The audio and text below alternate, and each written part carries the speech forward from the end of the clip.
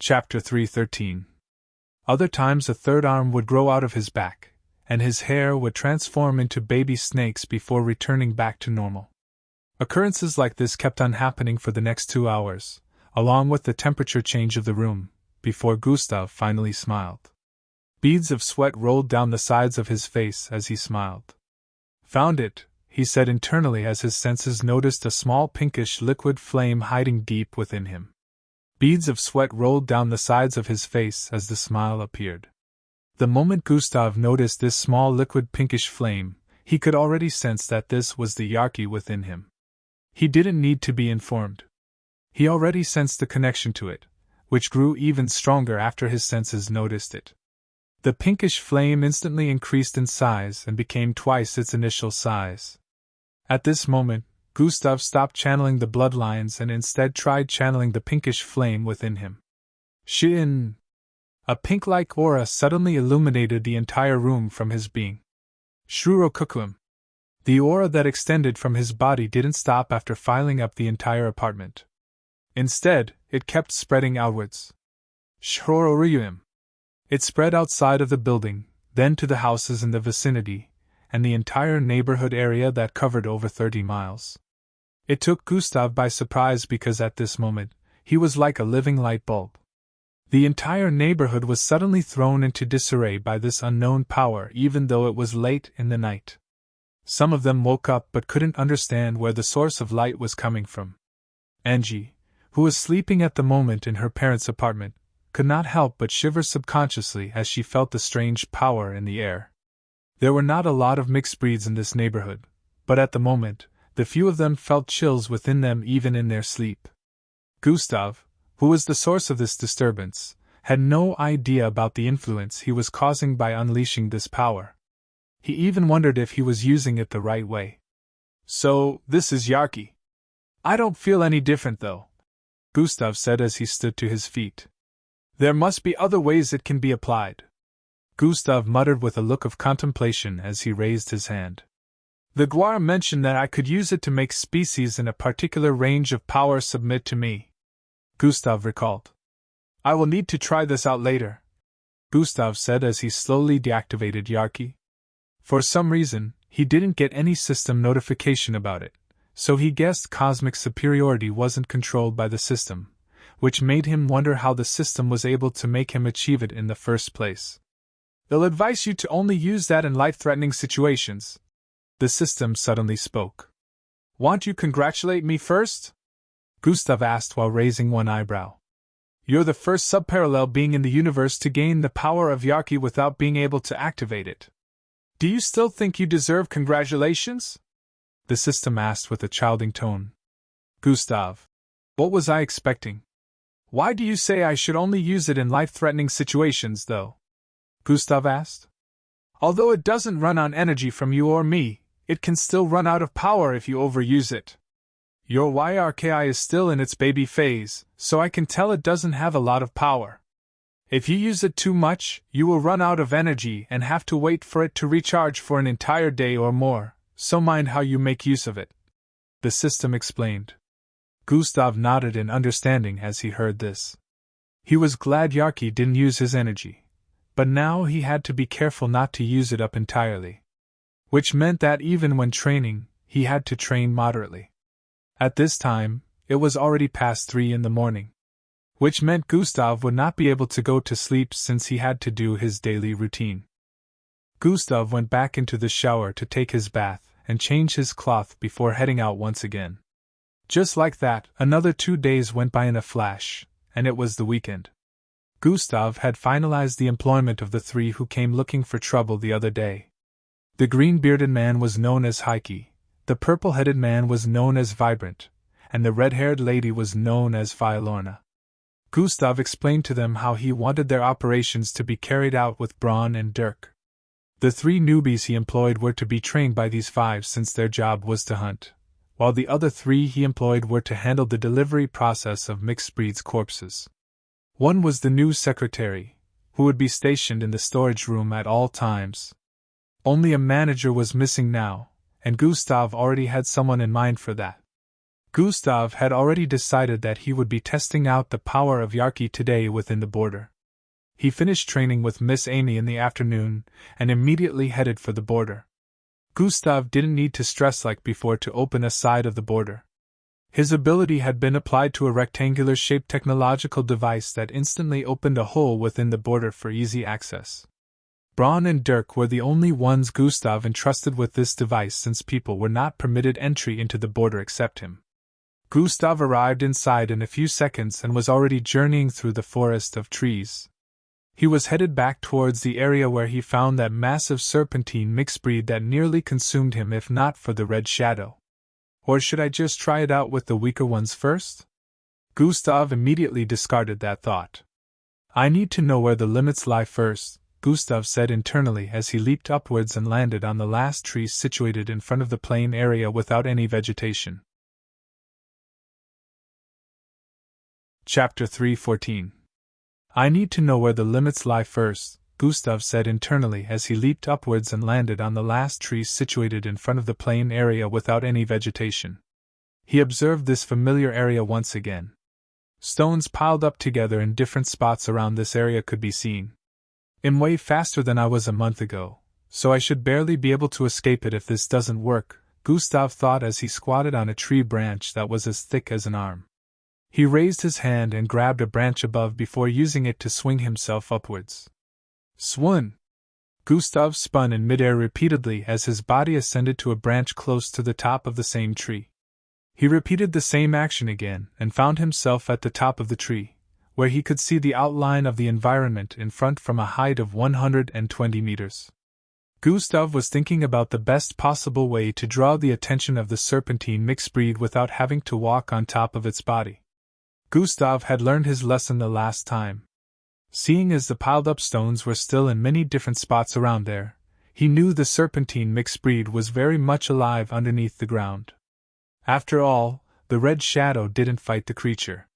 He only saved Gustav from it. You do know that there's a high possibility that this won't work, especially when the difference in strength is too significant. The system warned Gustav before he ventured into the domain of danger. Gustav paused his thoughts and decided to ask something. What level is that serpentine mixed breed? Level 36. The system answered bluntly. Gustav's eyes widened slightly as he heard that. 36? He muttered with a disbelieving expression. He had expected it to be around level 20, so hearing 36 gave him a surprise because comparing that to the power level of a mixed blood was somewhere around Gil Burke, or martial rank. Although that was nothing compared to the Red Shadow or Miss Amy's strength, Gustav would find himself at the door of death if he tried battling a creature on this level. He knew all these since he had experienced it firsthand. Now he understood why he was unable to go against the serpentine mixed breed the last time, and even with the creature's massive size, he was unable to outrun it. Gustav was starting to doubt he could outrun it now because he felt the creature might not have displayed its full speed.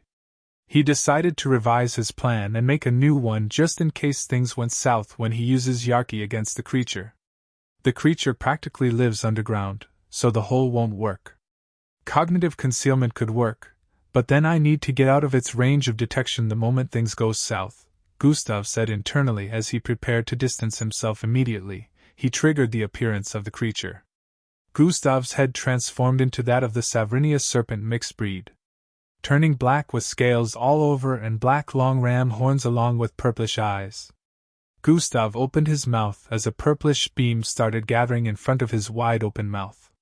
The beam was aimed towards one of the piled-up stones hundreds of feet towards the northeast. At the same time, Gustav also activated gravitational energy container, and some of those orbs filled with energy floated around him. They were about 60 in number, and they crowded a radius of 100 feet around Gustav, who was standing at the top of one of the tallest trees in the area. It was like glowing light bulbs. Red and blue were floating around him. The pressure building around him due to the immense energy he was building caused the trees in the vicinity to sway. Winds blew across the place. The orbs surrounding Gustav suddenly disappeared as he shot out the purplish beam that had finished building up. Trum! Bang! It slammed into the pile of stones it was aimed at. However,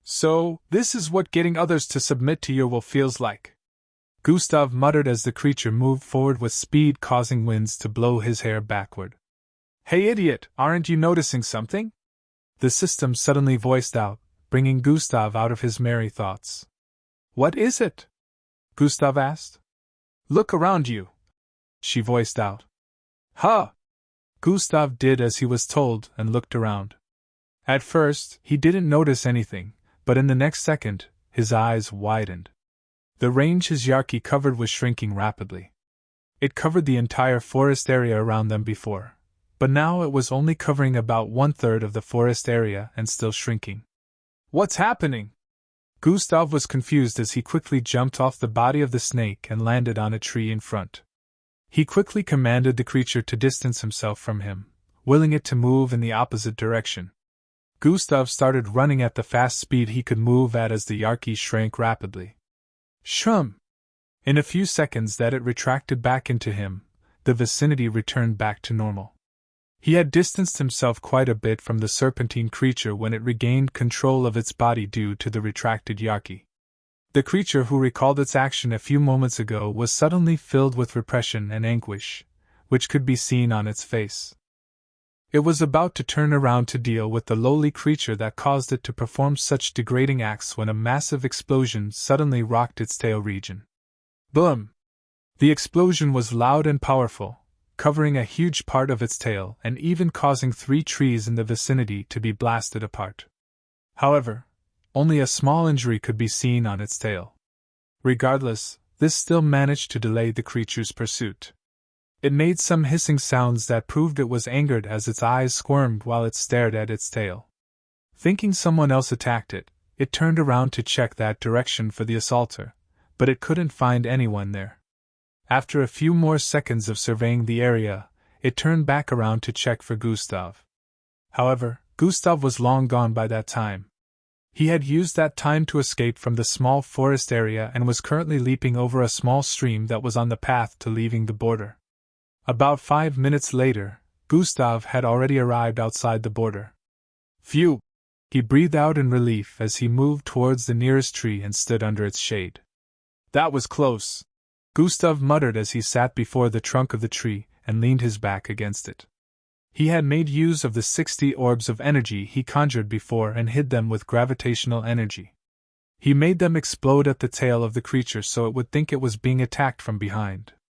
Gustav sourced for the Yarki within him and found out that it was out of energy. It depleted way too fast. Gustav said internally with a look of disappointment. Hey system, you didn't tell me it would only last for 52 seconds. Gustav had calculated the amount of time he spent using Yarki. No, it wasn't supposed to deplete this fast, the system said with a tone of surprise also. Even though your Yarki is still in its baby phase and weak, it wouldn't have worked against the creature at all. It was able to subdue the creature completely until it ran out of energy. The system added as Gustav heard that, his expression turned into a contemplative one. Maybe. Gustav's face lit up with a look of realization. I have 2 theories. Chapter 316. Maybe. Gustav's face lit up with a look of realization. I have 2 theories. The system waited for Gustav to speak. First, my Yarki is just too weak, so it could only do that much. Gustav voiced out the obvious part first. Second, my Yarki is very potent, but against higher-level creatures and beings, it would deplete very fast and only have dominance over them for only a short duration. Gustav explained with a contemplative expression. Now that you mention it, these 2 theories do make sense. The system agreed with Gustav's thinking for the first time. But then I still need to keep making use of it to confirm my speculations, Gustav added as he turned around to stare at the border behind. Gustav decided to head home for now since energy inside the Yarki had run out. It was the weekend, so by the time Gustav arrived home, it was already evening. He did his usual research and read some books that had information on intergalactic travels. Truly a lot of things are hidden from the general public. Gustav noticed this as he read through some articles. It turned out that lots of Earthlings had migrated to other planets through intergalactic travels. From the research he had been making, he found out that apart from the MBO, other private organizations also dealt with intergalactic travels. If a person wanted to travel out of the planet, it was easy through connections and enough money. There were also beings from other planets living on Earth, but the issue was in some cities, only Earthlings were allowed to reside within. Aliens weren't given access into these cities, and Plankton City happened to be among these cities. Looks like I'll need to ask Miss Amy on her view of the existence of Humbad. I need to gather as much information as I can, Gustav decided before going to bed. The party of Mr. Gone would be held on Monday, so Gustav was looking forward to training his Yarki on Saturday, which was the next day. He decided to go to bed for now, hoping that it would recharge during his sleep. The next morning when Gustav woke up, the first thing he checked out was his Yarki. Gustav reached into his senses and noticed that the pinkish fiery flame within him was still darkened. Gustav was a little disappointed, but he understood that the system did mention to him that it usually took a lot of time to recharge. He decided to go on with his daily routines. It wasn't till around 2 in the afternoon before he was done. He had a little free time, so he decided to come out of his apartment and move around the neighborhood a little. He happened to bump into Phil on his way down the stairs. Phil was returning from somewhere looking tattered and dirty. Gustav had bumped into Phil many times, but this was the first time he saw Phil in this state. Phil would always greet him with a merry face filled with excitement, but this time, his head was hung low as he passed by Gustav's side. This action surprised Gustav as he paused and turned around. Phil! Gustav called out to the little boy who was similar in age to his immediate little brother. Phil heard his name and turned around. That was when Gustav noticed the black and swollen side of his face. Big brother Gustav! He muttered without any energy in his voice. What happened? Gustav asked with a suspicious look. Don't worry about it, big brother Gustav. Phil forced a smile as he spoke. His left side looked hideous with a forced smile due to his bloated cheek. This image instantly reminded Gustav of the times he used to get beaten up. Gustav turned around and walked forward before placing his hand on Phil's shoulder. Tell me the truth, Gustav said with a low tone. Phil's smile instantly transformed into a frown as his lips quivered. Phil decided to come clean and explain to Gustav how he got into a fight with a group because of a football playground 3 neighborhoods away. It turned out that he and his group of friends were chased out of the playground by a group of bigger boys even though they got there first. So why didn't you fight back? Gustav asked Phil. They were all normal humans. I didn't want to hurt them, he muttered. Gustav felt like hitting his head on a wall as he heard this. Are they still there? Gustav asked. They should still be, Phil responded. Let's go, Gustav said as he grabbed Phil by the hand and started pulling him downwards. Wait, big brother Gustav. Phil tried calling out to Gustav, but he didn't even answer to him. Swoosh. Gustav lifted him and dashed across the neighborhood. Which way? Gustav asked as he paused after they got to an intersection. Left, Phil answered. Gustav turned to the side and sped off into the distance, passing by the side of several houses. After turning left and right once more, they arrived in a part of the edge of the city where a plain field could be seen in the midst of an area filled with grasses. This plain field had 2 football posts on the left and right end of the plain field. Some young teenage boys could be seen playing a football match against each other. They didn't instantly notice Gustav and Phil since they were focused on their match, but one of them stopped playing and turned to stare at Phil when they did.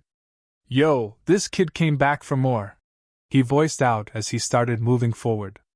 The others behind laughed as they heard that and stood to watch the show that was about to unfold. Is that the one who beat you up? Gustav asked as he stared at the yellow-skinned boy approaching. Yes, big brother Gustav, Phil answered as he stared at the boy with a look of anguish. The boy looked to be around 14 years of age, while Phil was only around 12 years of age. Chapter 3:17. Good now. Before Gustav could finish his statement, the boy in front interrupted. What is this? You brought your uncle to come fight for you? He asked with a taunting look as he reached into the back of his pants and brought out a pocket knife. They'll rough him up too, he voiced out with a smile as he walked closer. This kid has guts. Taking a pocket knife wherever he goes, Gustav said internally. Phil was a little surprised that the kids didn't recognize Gustav, so he turned to stare at Gustav as he pointed. Don't you guys know? Before he could complete his statement, he noticed Gustav's face was different from what he remembered. Gustav had now grown a beard and a mustache. Where did he get that costume, and how was he able to put it on so fast? Phil wondered. Gustav's facial looks were still similar to his original, but the beards had given him a completely different look. Phil had no idea that Gustav made his face look older with shape-shifting. He thought it was a costume to hide his original looks, and he totally understood that Gustav would want to hide his looks due to his recent popularity. That knife looks cute and all, but you better put that away before you hurt yourself, Gustav stated while rolling his eyes. Shut up, Grandpa. Don't pretend like you're not scared, the boy voiced out as he moved closer. Gustav chuckled as he heard that, but he wasn't bothered since this was just a kid speaking. Even if he was to get stabbed with a laser pocket knife, it wouldn't penetrate his body, not to talk of an ordinary pocket knife. Phil. You go out there and return the beating he gave you, Gustav said to Phil. No, I can't.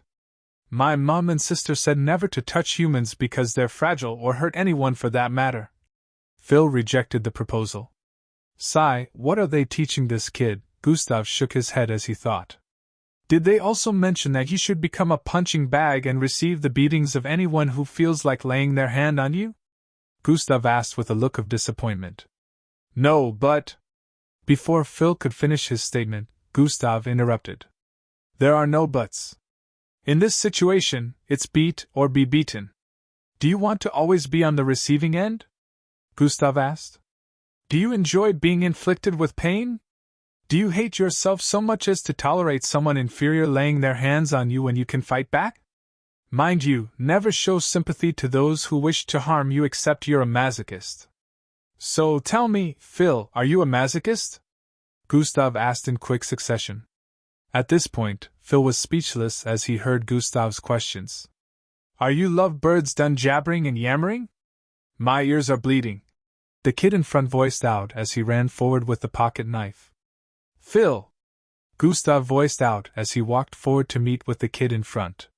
The kid's pocket knife was still pointed forward, but the kid seemed to have no intention of actually stabbing someone, so he was shocked when Gustav suddenly dashed forward to meet him. Poochie! Due to the fast speed, the knife stabbed forward uncontrollably towards Gustav's gut. Arg! Gustav moaned in pain as he stood in front of Phil. Phil's eyes widened as he screamed out. Big brother Gustav! His eyes turned silver as white furs grew out of his limbs, and he transformed into a beastly-looking creature with massive paws and feet. Phil dashed forward and leapt upwards with his legs outstretched. Bam! His legs slammed into the face of the kid, sending the boy flying several feet backwards. Phil looked triggered as he dashed forward again after the kid slammed into the ground in front and started raining kicks and punches on his face. In a matter of seconds, the kid's face was already swollen and full of bruises. Just as Phil was about to stomp on the kid's face again, Gustav dashed forward and grabbed hold of him. That's enough. Gustav held him up, easily preventing him from continuing the beating. The kids behind had wide open mouths after witnessing the scene before them. They never knew Phil was a mixed blood. They thought he was just a normal Slarkov since he had horns and never actually fought anyone or revealed his abilities. Now that they had witnessed this, they swore in their hearts never to mess with him again. Big brother Gustav, you are okay? Phil voiced out. H&M, I am fine. Gustav nodded as he dropped Phil and showed him the pocket knife that was initially in the hand of the kid. The blade of the pocket knife had twisted towards its handle. I was not affected, Gustav added. But someone else would be if they were in my shoes, and you could prevent that if you had dealt with him when he messed with you. Phil had a contemplative look on his face as he heard that. Don't wait to act when you come in contact with people like this. Always put them in their place, Gustav said as he started walking forward. Phil stared at the boy who was lying by the side with a swollen face just like his. After a few seconds of staring, he ran forward to meet up with Gustav. Always control yourself, though, and don't overdo it. Unless the offense deserves a punishment like that, Gustav said with a lecturing tone as they walked away, leaving the kids behind with awe-stricken looks. Hours later, Gustav went back home after hunting some mixed breeds and farming EXP. I am only a few more XPs away from reaching the next level. I wonder if there will be any different when I achieve level 20, Gustav said internally as he went to shower. After showering, he approached his bed to sleep. Tomorrow is the birthday party of Mr. Gon. Let's see what he has to offer, Gustav thought before going to bed. The next morning he awoke once again and checked on his Yarki. Huh! Why is it still lacking energy? Gustav voiced out with a look of dissatisfaction as he noticed his Yarki was still dark and void of energy. Hey system! How long till it recharges? Gustav decided to ask the system since he couldn't understand why it had not even received an ounce of energy even after 2 days. Beings in the universe who have achieved cosmic superiority don't ever let their Yarki completely run out of energy because it's always hard to get it charged again. The system stated. So, what do I do? Gustav asked. Chapter 3:18. Beings in the universe who have achieved cosmic superiority don't ever let their Yarki completely run out of energy because it's always hard to get it charged again. The system stated. So, what do I do? Gustav asked. The thing is, your YRKI isn't trying to recharge. It has a kind of consciousness that you have to connect to and make your intentions known to it. The system explained. Oh, so it has to be like the first time I connected to it. Gustav held his chin as he muttered. Although I have to warn you to be prepared. If your Yarki is truly like you speculated, prepare to be drained of energy. Since you made it run out of energy completely, it will need a boatload of energy from your immune system to jumpstart itself. The system added. Gustav's eyes squinted as he heard that. I need to attend this Mr. Gon's party today, or should I cancel? Gustav questioned. That's up to you. The system stated and kept quiet afterwards. Gustav sat on his bed with a look of contemplation. He had done research on Mr. Gon and found out that he was the current CEO of a clothing brand. Gustav already thought of how he would make use of this man, but without going to his party, that would be impossible. Looks like he'll just have to connect to the Yarki later. I don't want to risk losing all my energy and becoming unable to defend myself just in case something happens, Gustav decided as he stood up to go do his daily routine. Underscore underscore underscore underscore underscore underscore underscore underscore underscore underscore underscore underscore underscore underscore within a luxurious-looking living room that was similar to a large hall. A man sat in the dining area with exotic foods of different kinds on the massive dining table. 2 ladies in maid outfits stood by his side while another one was pouring wine into his glass cup as he ate. Ahead, a teenage boy and girl with similar facial features sat. They were also being served by some maids as they ate. The man had triangular-shaped blue hair with a 7-inch goatee, while the teenage boy sitting in front only had the same triangular-shaped hair. However, his face was way younger, more handsome, and he didn't have a goatee. The girl, on the other hand, almost didn't bear any resemblance to the both of them. She had white shoulder-length hair with specks of blue and a very cute but snobbish-looking expression. Her eyes were slanted but large with a pointed nose and long chin. The dining area alone was similar to the size of a large living room. Chandeliers made of exotic-looking glowing green diamonds hung from the ceiling. The entire place sparkled due to the designs everywhere. The vicinity gave off a serene vibe filled with extravagance and beauty. Every random item, design, art, or carvings in this place was extremely expensive, and would be enough to pay for an entire house. The number of workers stationed around the living and dining area was around 12 in number, but even with that, the place wasn't crowded in the slightest due to its large size. A massive man in a black business suit came in from the entrance, and started walking towards the dining area.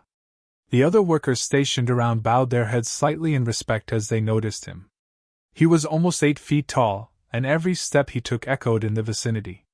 He had round eyes with an oblong-looking face and buzz-cut black hair. He arrived before the dining area and announced his arrival. "Master Gon, your loyal servant Muero has something to report," he voiced out.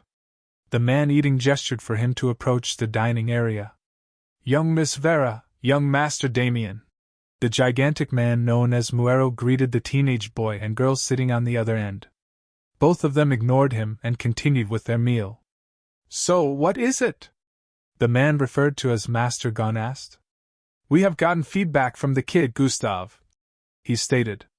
The girl, who was initially eating without a look of interest, suddenly raised her head and stared in the direction of Master Gon and Muero.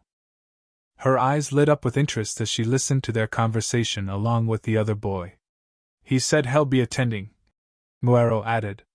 "Oh. Wonderful." Master Gon smiled as he heard that. "I thought he decided not to attend since we didn't get a reply. This is truly wonderful. Those idiots that said I couldn't get him to come will truly be shamed now."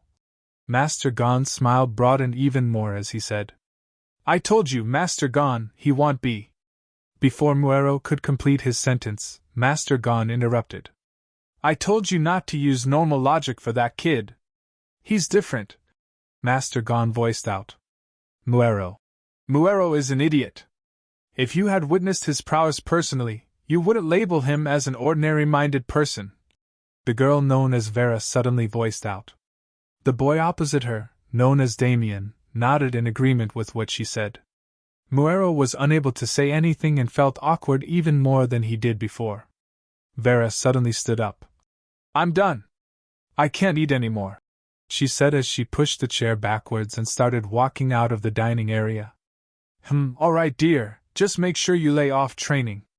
For now, you should still continue resting," Master Gon voiced out as the girl walked away.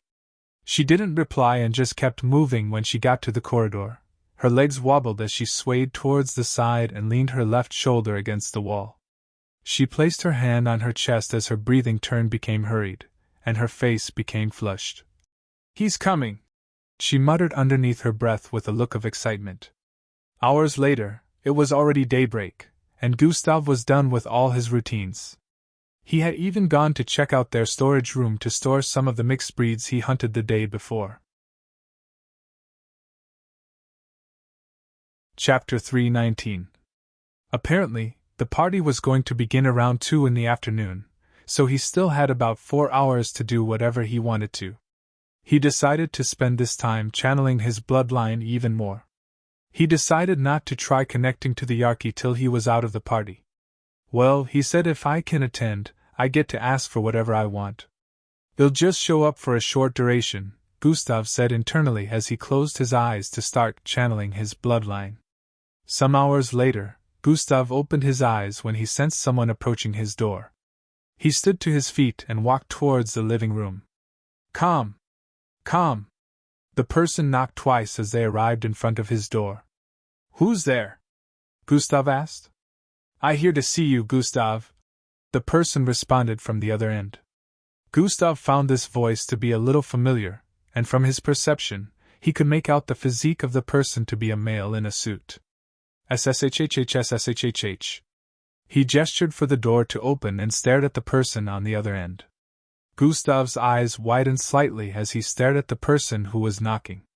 This person had brown hair, slanted cold-looking eyes, and was wearing a blue business suit. The atmosphere turned intense as he stared into Gustav's eyes like he was staring into his soul. "So, we finally meet. Gustav," the known man voiced out as he walked forward. "I will let myself in," he said with a light chuckle as he walked into Gustav's apartment. Hung Ja's elder brother. Young Joe. Gustav turned around as he stared at the back of the man who had just walked into his apartment. What is he doing here? Gustav wondered. Young Joe sat on the sofa in front, crossed his leg with gracefulness and stared at Gustav, who was still standing at the door with a dumbfounded expression. "What do you want?" Gustav asked while squinting his eyes with a look of suspicion. No need to be alarmed. I only came here to talk. Be a good host and get me a cup of tea, young Joe stated. Gustav took 2 steps forward and stared at young Joe with a wary look, trying to read him. Is there a need for you to be alarmed? Or maybe you have something to hide from the brother of your former classmate? Young Joe voiced out playfully when he noticed Gustav was still standing there. There's always a need to be alarmed when a stranger walks into my home, Gustav stated. You had be. Before Gustav could complete his statement, young Joe interrupted. Like I said, I only came here to talk. Have a seat, young Joe stated. Gustav still had a suspicious look, but then he could tell that young Joe didn't come here with nefarious intentions, so he walked forward and took a seat opposite young Joe. Gustav was still on guard, but he appeared to look fine and unbothered after taking his seat. Gustav stylishly tapped a button behind his left ear and asked, So what did you want to talk about? 1 hour later, Gustav came out of the apartment looking extremely handsome in a nice long red suit and white inner t-shirt along with a tie and black trousers. He was like a whole package with the way he was dressed. His hair was looking extra smoother, along with his golden-colored irises. Gustav walked gracefully towards the stairways with his long coat swimming behind him like a cape. A limo-like hovercar was waiting for him downstairs. He happened to bump into Phil on his way down, who had a look of astonishment on his face. He greeted Gustav with excitement and asked about the occasion while following after Gustav. Gustav chatted with him a little till they got downstairs. Wait till Big Sis Angie sees you this way. I wonder what her reaction would be, Phil shouted out as he started running back up the stairs. Gustav wanted to tell him not to bother because he was already late and wouldn't be able to wait, but the boy had already sped off. The 2 men in a suit standing in front of the vehicle bowed slightly as they greeted Gustav. The door of the vehicle opened up in front of Gustav, and he moved in. Switch GI. In a few seconds they sped off into the distance. And moments later, they left Angie, and Phil arrived downstairs. Didn't you say he was here? Angie said as she pulled Phil by the ear. Stop trying to prank Big Sister, Angie said as she turned around with a disappointed look. No, I swear he was here, Phil said as he looked around, wanting to call anyone in the vicinity to bear him witness. However, those who were gathered here when they saw the luxurious-looking vehicle had gone back to minding their businesses after Gustav left. I have been giving him space since we got back, so I won't disturb his training. Maybe I should just listen to Glade's advice and become more assertive, Angie thought as she climbed the steps with a slightly frustrated expression on her face. Several minutes later, Gustav arrived at a part of the city that was kind of isolated. It was built to look like a mini-estate, with several houses that were well secured with lots of security operatives stationed at the entry points. Other luxurious vehicles were also moving into the entry point. They were scanned by blue light before they were given access. In no time, the vehicle Gustav was being transported in was also given access. This place was large enough to have roads like outside that led to different places. Lots of well-trimmed beautiful flowers could be seen around. However, among all the buildings, a large castle-like building stood out in the midst. This was where everyone was heading to. Luxurious hover cars parked by in rows and columns ahead could be seen. There were more than 100 of them, which proved just how many guests would be attending the event. Gustav came out of his vehicle the moment it parked, and started moving towards the entry point of the large house. Chapter 320. Gustav came out of his vehicle the moment it parked, and started moving towards the entry point of the large house. Other people were also seen in the vicinity with luxurious-looking outfits moving into the castle-like green and gold-colored building. Large, muscular-looking men in tight combat bodysuits could be seen standing at the entrance, confirming the invitation of every guest before giving them access. Gustav was being followed on both sides by the men who had brought him here. When they arrived at the entrance, they were immediately given access the moment the guards noticed these men. Chatter. Chatter. Chatter. Sounds of conversations could be heard all around the place as the guests who were familiar with themselves greeted one another. Gustav wasn't surprised by the turnout of rich people to the party because Mr. Gahn happened to be among the top 5 richest men in the city. He, of course, headed a big family known as the Aaron family, which was also one of the top families in the city. Among them all, he was the youngest head of a family in the city. However, today was his 70th birthday. Some of the guests recognized Gustav as he walked in, but some did not because not only did he look different in person due to the stressful test, he also looked extremely sophisticated.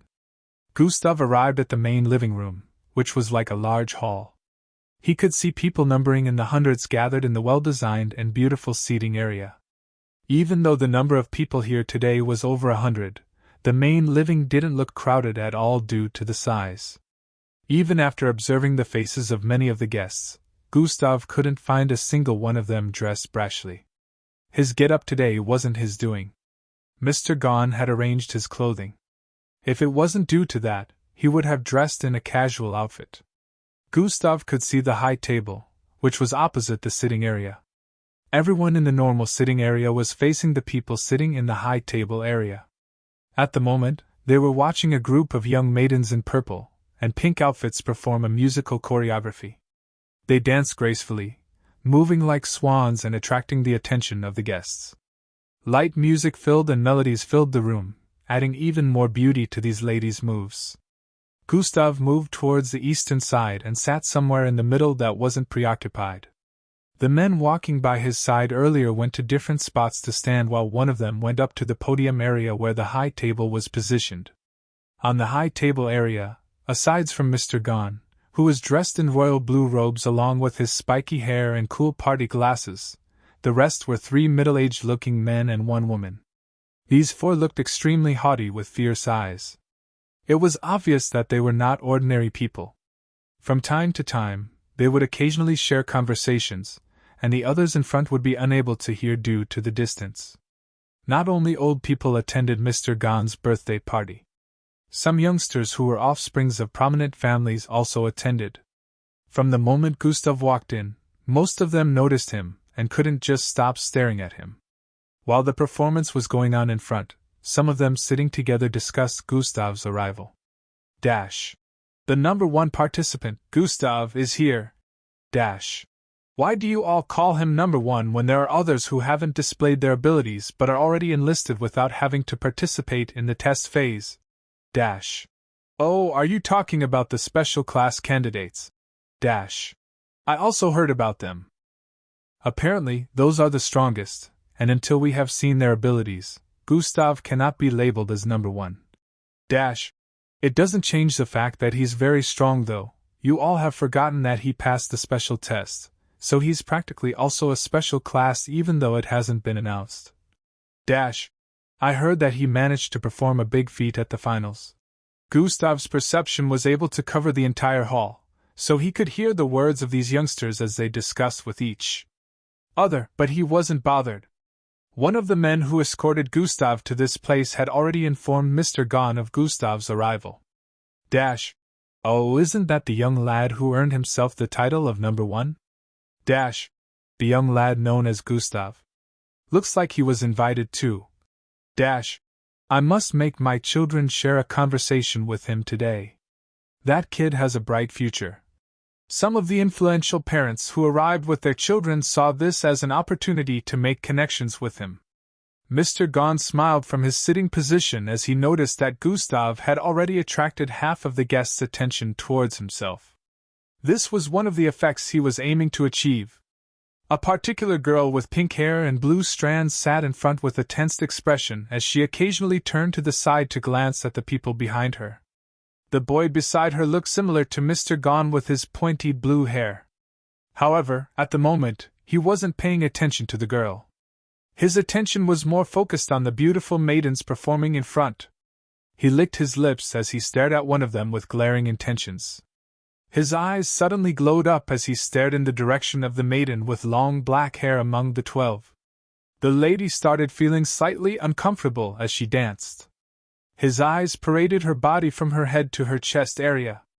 He swallowed saliva as he prepared to move his vision down, but then he felt someone staring at him.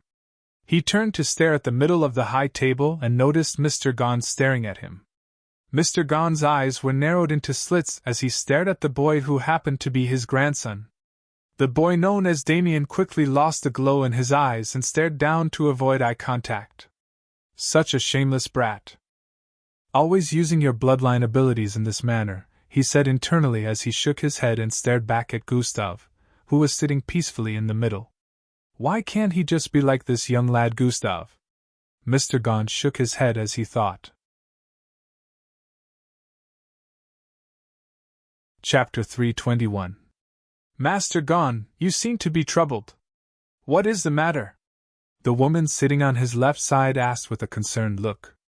No, I'm not troubled at all.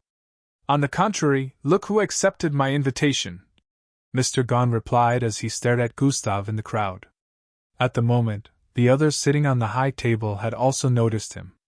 Two of them had conflicted looks on their faces, while the other two had intrigued looks. One of them had a celebration for his great-grandson the other day for getting enlisted into the Embark training camp, and since he also happened to be the head of a big family, and he expected Gustav to appear at the party too. However, he had missed that one while he attended this one, which made them wonder what Mr. Gone did to make him accept. Even though the head of that family who invited him wasn't happy with his absence, which he regarded as a slap on the face, there was nothing he could do about it. No one was willing to incur the wrath of the crazy Miss Amy. You invited that mannerless swine that doesn't even respect the parents who brought him into this world. The man sitting on the far left end with orange hair and strands of gray voiced out. True, from what I remember, he slapped his mother. How can you invite such a person here, Master Gone? The other middle-aged looking man on the far right side voiced out too. About that. It's all a ruse. Just as he has said in his footage, his parents are truly clowns. Mr. Gone tried debunking their words. How could you say such a thing, Master Gone? Are you in support of children disrespecting their elders?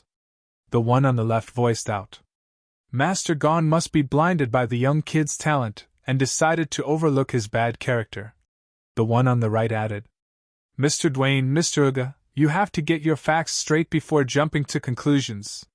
Surely something must have happened behind the scenes to lead to such a situation. The lady beside Master Gone voiced out.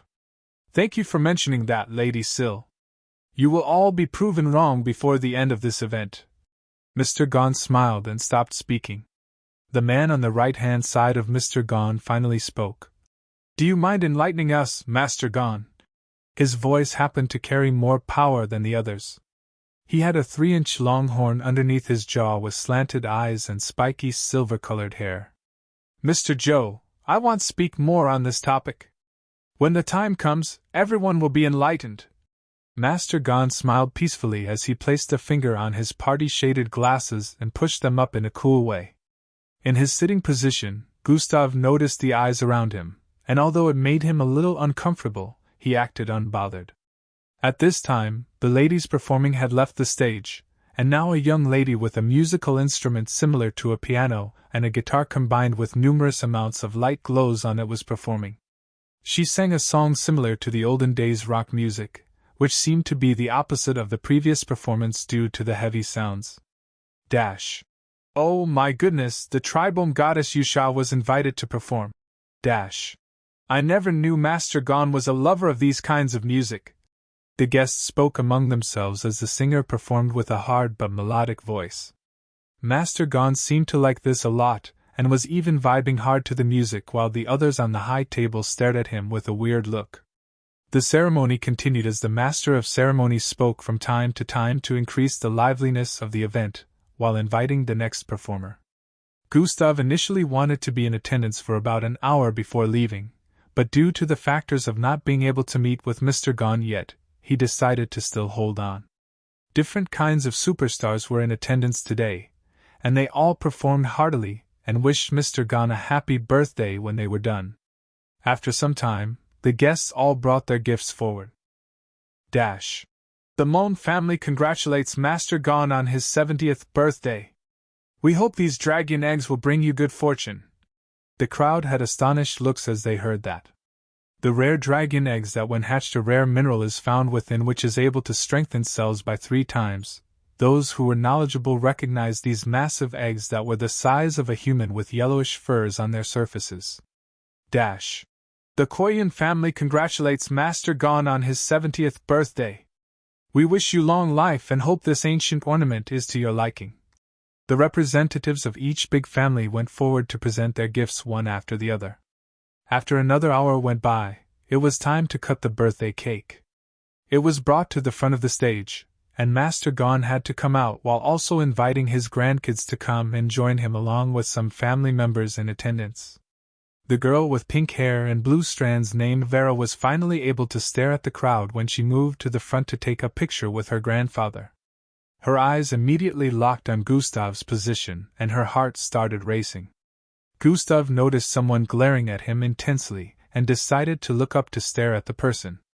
Although he knew people had been taking glances at him occasionally, this particular glare was just too intense for him to overlook. Who is she? Gustav wondered as he locked eyes on the girl standing on the left side of Master Gon on the stage. Oh my goodness, he just stared here. Vera felt her heart skip a beat as she quickly turned her eyes away and pretended not to stare. Her face returned back to its initial aloofness and haughtiness as she took several pictures with Master Gon. Gustav shook his head and decided to overlook this as the party continued. After cutting the cake, the guests were invited to the dance floor to pick partners to dance with. Gustav sat on his chair unbothered as he waited for the celebration to come to an end. While sitting and waiting, he suddenly heard someone call out to him from behind. "Hello, handsome. Wanna dance?" It was a sweet and melodic voice. Gustav was drawn by the sound of the voice, so he immediately turned around to stare at who had just spoken. You. Chapter 322. Gustav was drawn by the sound of the voice, so he immediately turned around to stare at who had just spoken. You. Gustav was taken aback to see a beautiful young petite lady with purple-colored hair packed in a bang. This was the same lady who sang a song similar to Rock the other time. She was the superstar known as Goddess Yusha. Do dance with me, Gustav. Or am I not worthy enough to get a dance from you? She asked. Gustav stared at her outstretched hand and then her beautiful face before looking at the dance floor where people could be seen swaying from place to place with their partners. He turned back to stare at her before responding. I don't know how to dance. Yusha's eyes brightened as she heard that. I figured. Wouldn't it be too much for you to be talented in combat and also be a good dancer? She chuckled. So, why is your hand still outstretched? Gustav noticed this and asked. Grant me the privilege of teaching you, she voiced out. Most of the girls in the vicinity cursed in their minds as they noticed the exchange between both of them. They wished they had worked up the guts to ask first. However, it would seem they were too slow in making up their minds, and now Goddess Yusha had beaten them to it. They silently prayed for Gustav to turn her down. Gustav had a slightly contemplative look on his face as he thought, well, what could go wrong? I still haven't completed the goal of learning a dance move, so I might as well just use this. Gustav stretched out his right hand and placed it on hers. All right. Her smile broadened as Gustav stood to his feet, and they walked towards the dance floor amidst the stares and glares of many guests. The both of them faced each other as they got to a part of the dance floor, and Yusha stretched out her palms as slow music played in the background. She told Gustav to place his palm on hers and follow her movement as they started dancing to the tune. Even with the envious gaze of some girls around them, Gustav focused on the dance lesson. This was the first time he was attending any social event. He never even knew how such things were held, which was why he didn't know how to dance. He nearly stepped on her several times as she instructed him, but due to his sharp reflexes, he was able to quickly move his foot away. Now you're getting it. You're quite the fast learner, she said as their movement became more fluid than before, garnering astonished stares from those who had their eyes on them the entire time. Gustav's left hand was gripping her thin waist, causing her body to be hugged to his as they moved. Gustav was quite triggered at first as he held the soft body of a woman again, but he slowly got used to it as they danced, telling himself this was a normal thing. Goal completed. Learn a dance move. Gustav smiled as he noticed the notification. He set it aside and decided to check the rewards later. So, out of everyone you could dance with, why me? Gustav asked as he stared into her eyes. Hello, have you met you? You're Gustav, the number 1 participant in the just concluded MBO entrance test. Who wouldn't want you to dance with them at this party? She muttered while looking back into his eyes as they moved from place to place. I can sense the glares of many maidens present in today's party. If looks could burn, I would have been barbecued. Believe me, every girl present here wants a slice of you, she added brazenly. Gustav laughed lightly as he heard that. You don't seem to me like you're one of those girls who would care about such things. Even if a person was famous, you're also quite famous yourself, so it's truly surprising that you'd be interested in dancing with me. Gustav paused his statement at that point. Well, that's because I like you, she voiced out. Gustav was surprised at her open revelation. I watched your performance in the test, and it made me research about you. I know your story, and it inspired me to write a new song that I will be releasing in a few days. She smiled while narrating. Gustav didn't even know how to respond to her, as he kept staring while they danced. However, before the atmosphere could turn awkward, she spoke. I am not asking you to date me. Dancing with you is already enough. You are an awesome person, handsome, strong, charismatic, and frankly many girls' dream guy. So I just want to say you should just keep doing you. She muttered with a smile as their bodies separated from each other. This was the first time someone was praising him this way and came at him without hidden intention. She practically tabled everything out for Gustav, and he liked that she was straightforward. They stared at each other for a while before 2 massive men approached them from behind. Young Miss Yusha, it's time. One of them voiced out. Oh, all right, 1 second. She said to them before turning back to stare at Gustav. Now, exchange contact with me. As of today, we are friends, and you can attend all of my concerts for free, she said cheekily to Gustav. Some minutes later, Gustav went back to his seat, checking the device in his hand as he stared at the number Yusha gave him. She had left the event to attend another one that she was invited to perform. She seemed like a really fun person. I'd like to meet her again in the future, Gustav said internally as he drank from the cup on the table in front of him. A few girls had approached him during the time he took his seat to ask for a dance, but Gustav turned them down. Chapter 323. He wasn't really interested in too much socializing since he saw it as being too stressful. If any of these girls had piqued his curiosity, he would have agreed, but he didn't seem to be interested in any one of them even though they were all rich kids. The music was cut in a few more minutes as Mr. Gon moved towards the middle of the stage to give appreciation to the guests for showing up today. He spoke for about a minute, mentioning all the big families and the leaders of big families sitting in the high table area. Lastly, we have a special guest in our midst today. You all know him as the number 1 participant, Gustav.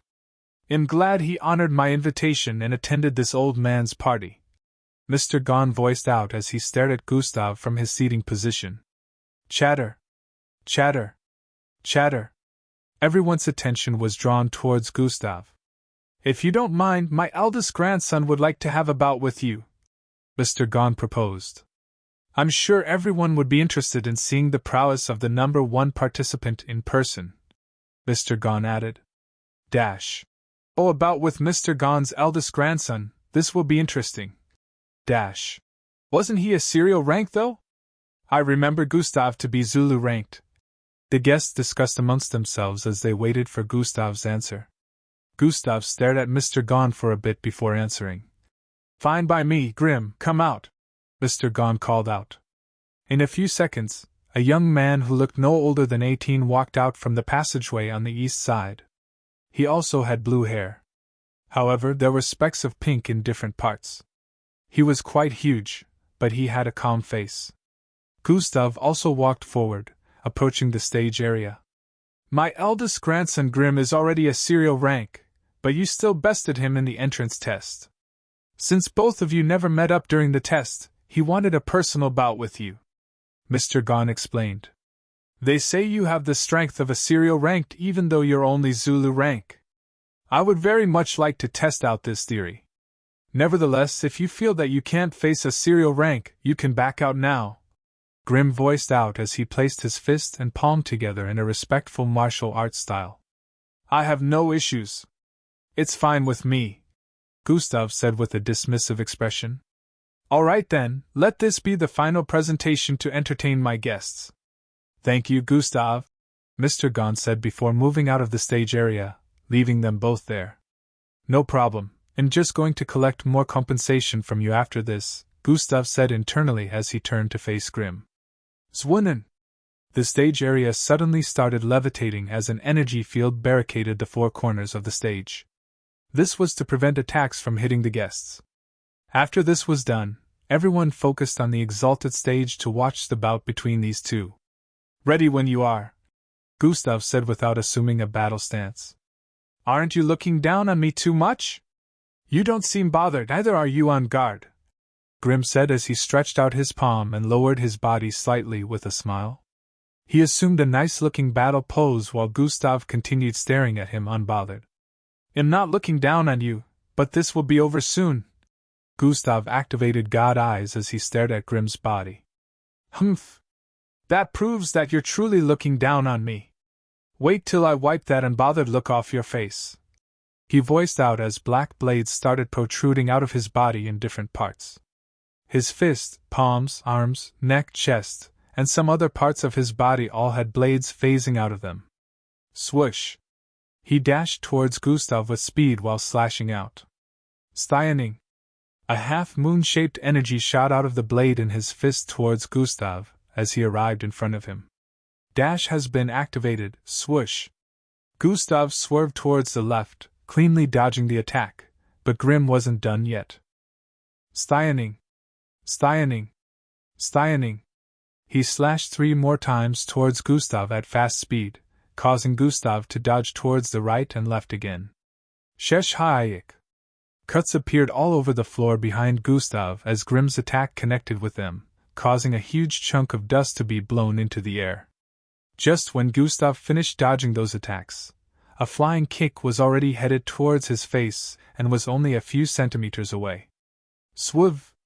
Gustav's body bent backwards at unimaginable speed with his back nearly touching the floor, causing Grim's entire figure to fly over him. Gustav placed his left hand on the floor and used it to support his body weight as he did a 360-degree spin with his left leg outstretched. The instant Grim landed on the ground behind Gustav after his kick missed, Gustav's right foot was already sweeping towards his face. Swaya. He quickly placed his arms in front of his face and planted his feet firmly on the ground as Gustav's leg connected to his body, sending him sliding backwards by almost 30 feet. SSHHHH. Grim's body came to a stop as he placed his hands down and stared at Gustav with an astonished look. How is he so fast and powerful without even activating his bloodline? Grim wondered. He was also quite surprised that Gustav's leg wasn't affected even after kicking the blades on his wrist. Originally his blades were sharp enough to cut through the toughest of steels, but Gustav was unaffected when he kicked it. The entire crowd was also in shock. Watching him perform in the holographic footage was one thing, but seeing this happen in person, they realized Gustav was more amazing than they thought. Ah, there goes my shoes again. Gustav stared at the shoes that had been ruined due to him landing that hit on Grim. If anyone had access to his thoughts, they'd be dumbfounded. Let's finish this on time before I ruin any more of my clothing, Gustav said internally as he stared at Grim with an intense look. I forfeit this match. Thanks for the spar, Grim suddenly voiced out as he placed his palm and fist together before bowing slightly respectfully. Ha! Chapter 324. Grim suddenly voiced out as he placed his palm and fist together before bowing slightly respectfully. Ha! Gustav exclaimed with a look of confusion. Grim quit the spar before they went too far. He had already felt Gustav strike without him channeling his bloodline, which made him wonder just how powerful Gustav would become the moment he activated his bloodline. Either way, he could tell that he wouldn't be able to defeat Gustav. On the contrary, he didn't want to embarrass himself in front of his grandfather's guests, so he decided to end the spar before Gustav turned him into a laughingstock. Dash. What? Why did he forfeit just like that? Dash. Sigh, just when things were starting to get interesting. Dash. Is he so spineless that he couldn't even see the spar to the end? The guests had different opinions upon witnessing Grimm forfeit the match. Grimm paid no heed to their complaints. Even though his grandfather mostly agreed to this so that he could entertain his guests, Grimm would rather end the fight before being beaten up instead of being turned into a punching bag just for entertainment. As you all have seen, the future is very bright since we have such youngsters getting enlisted into the MBO camp. Mr. Gon voiced out as the stage descended and the barriers surrounding them disappeared. He gestured for his other two eldest grandchildren to approach the stage, which they did. Damien and Vera walked up to the stage where Gustav was standing in between Grimm and Mr. Gon. Mr. Gon asked for a photographer to take their picture together. Vera had a slightly nervous look as she stood beside her cousin Grimm, who was between her and Gustav. She wanted to speak but couldn't find the words, and her cousin in between them was like a barrier. Dash. He might be strong, but he's just an ungrateful brat who doesn't even respect his parents. Dash. I don't think forming a bond with someone as ungrateful as this brat is worth it. Two guests voiced out from the seating position in front. Chatter. Chatter. Chatter. The place became a little noisy as everyone recalled the incident where Gustav disrespected his parents on camera and even went ahead to slap his mother. Dash. True, no matter how powerful one is, without morals, they're truly nothing. Dash. It would be best if my kids don't form bonds with such an uncultured child, so they don't get influenced by his lack of mannerisms. Some of the guests spoke amidst themselves. Gustav totally ignored their not-so-low voices and took pictures with Mr. Gon and his eldest grandkids. After he was done taking pictures with them, he was about to go back to his seating position when Mr. Gon spoke. Yes, we need to tune into my new media station since it will be launching by 5 p.m. Mr. Gon voiced out to everyone's hearing. This was when everyone recalled Mr. Gon created a new media station and was launching it today, the day of his birthday celebration. A special footage will be displayed to mark its opening, and I would like for everyone here to watch, Mr. Gon requested. The guests had intrigued looks on their faces as they heard that. They wondered what this special footage would entail. They could tell it would be interesting for Mr. Gon to open his media station using that. Mr. Gon, the eldest grandkids, and Gustav returned to their seating positions. It's only a few seconds to 5 p.m., so my media station will be broadcasted now, Mr. Gon said after returning to his seat. Truinen. Truinen. Truinen. Holographic projections started appearing all across the place, one after the other. Even though there were less than 200 guests present, the holographic projection was about 20, so everyone had a clear view regardless of their seating position. The first thing displayed on these projections were different feeds from all over the world compiled into one. Space shuttles, roads, sports, fashion, and some other things in 12-second footage. Welcome to the newly launched GTV. A beautiful lady could be seen in a glaring yellow gown as she spoke from within a studio room. From over here, we wish Master Gon a happy 70th birthday, she added with a smile. For our first broadcast, we would like to display footage regarding the revelation of an important person. Please stay tuned, she stated as the screens turned whitish. SSHHHSSHHH. Blin. Characters appeared on the screens in the next second. Biography of Gustav Crimson. The guests' faces were laced with surprise as they saw the title. Even Gustav himself was confused and wondered what Mr. Gon was up to. In the next second, the footage displayed was one that left shock on the faces of everyone. Pa! Pa! Pa! Pa! Pa! You bastard! How did I bear a child as useless as yourself? A man with dirty blonde hair and a middle-aged look was seen whipping a young boy with a belt in the middle of a playground within a neighborhood. The boy's clothes were soaked with bloodstains from the excessive whipping, but the man kept whipping him. Another young boy with black hair could be seen standing not too far away and laughing at the boy receiving the beating. The footage seemed to be recorded from the CCTV camera across the street, which was why it wasn't super clear. However, when zoomed in, it was clear enough, and the faces of these three could be seen. Isn't that? The father of that kid. Then the one being beaten is him? Oh my goodness, he looks no older than 13 here. How could he subject a kid to such beatings? The guest figured out the people within the footage. Although Gustav was still younger at that time, his father's face was still practically the same as the one everyone saw on the news when Gustav slapped his mother. The footage changed a few seconds later. The next one displayed was in school, where many kids could be seen stepping on another kid's face and laughing while recording with their video recording device.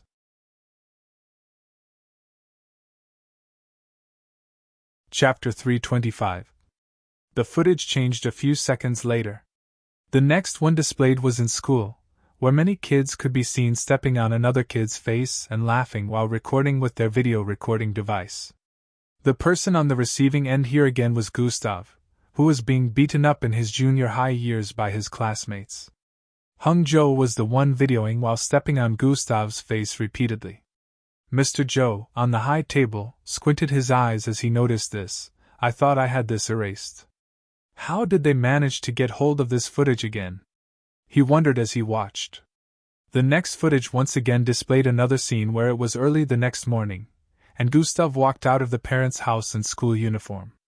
His mother and younger brother came out a few seconds before he did and were standing in front of her hover car, about to board it.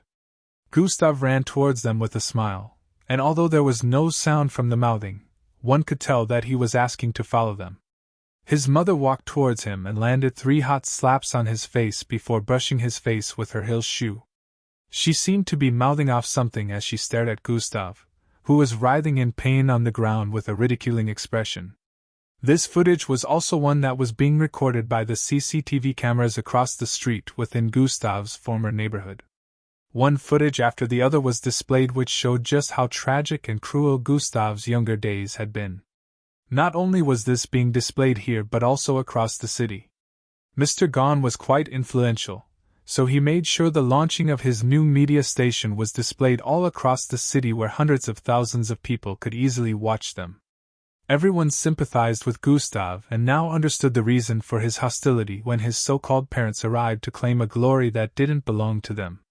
They watched as the footage went on to display some more rough times from his past, which he remembered clearly but had no idea that some of these scenes were recorded. Then about 2 or 3 footages displayed him moving with Miss Amy. Only a single footage showed her training with him, and Gustav remembered she recorded this one herself. Knowing Miss Amy, Gustav was sure they wouldn't have been able to get that footage without her consent, which meant she was also involved in the compilation of this recording. Gustav smiled lightly, and she never told me about it.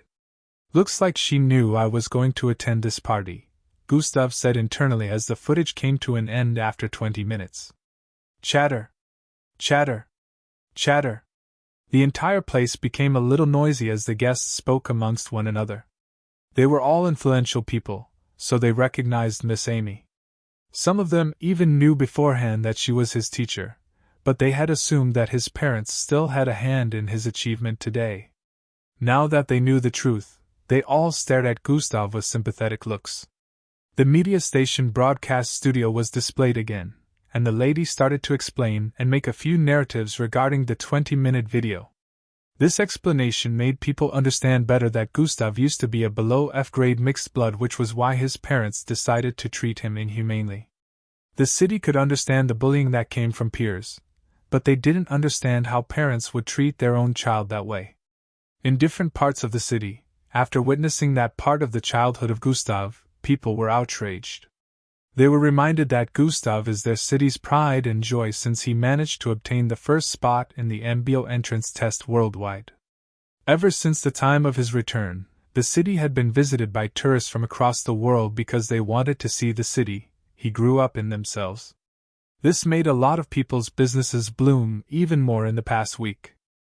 People started forming mobs as they sourced for the home of Gustav's parents. The party continued afterward as people came forth to apologize to Gustav for their initial statements. Gustav just waved everything off and told them not to bother. Mr. Gone smiled and excused himself as he told everyone to keep enjoying themselves. The party had practically come to an end, and people began to leave one after the other afterward while some waited to discuss business deals with Mr. Gone. At this point, Gustav had been crowded by the younger guests. They were all interested in exchanging conversations and contact with him. Tell me again, how did you manage to pass it? Did you defeat those 6 yourself? If I remember correctly, you were naked at that time. Gustav didn't really want to chase them off, but he also had a headache trying to answer them. Fortunately, he was saved when one of the guards approached him and told him Mr. Gone wanted to have a word with him in the second living room. Finally, Gustav sighed with a look of relief as he followed after the guard. In Gustav's former neighborhood, a crowd had gathered in front of a particular home that would be quite familiar to Gustav if he was here. "Get them out of the house!" one of the people shouted out. Everyone had looks of anguish, and lots of people could be seen holding sticks and poles as weapons while some people could be seen banging on the door of an apartment. Within the apartment, a man and a woman clung to each other with looks of fear. Bang! Bang! Bang! Bang! The sounds of the door being banged hard echoed within the living room. "Call the cops, call the MBO, call Mr. Dennis, tell them we need help," the woman voiced out with fear. "I've done that. No one's responding to any of my calls," the man also voiced out with a shaky tone. These two were none other than Gustav's birth parents, who were hiding in their apartment after a crowd of angry mobs suddenly found their way into their neighborhood looking for them. They knew this was all due to the footage that was shown a while ago. Bang! Bang! Bang! Bang! The banging on their front door got louder as time passed. "What do we do? They're about to break through?" the wife asked with a horrified look.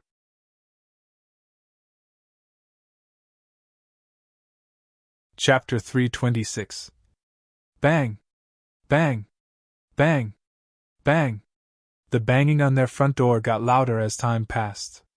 "What do we do? They're about to break through?" the wife asked with a horrified look.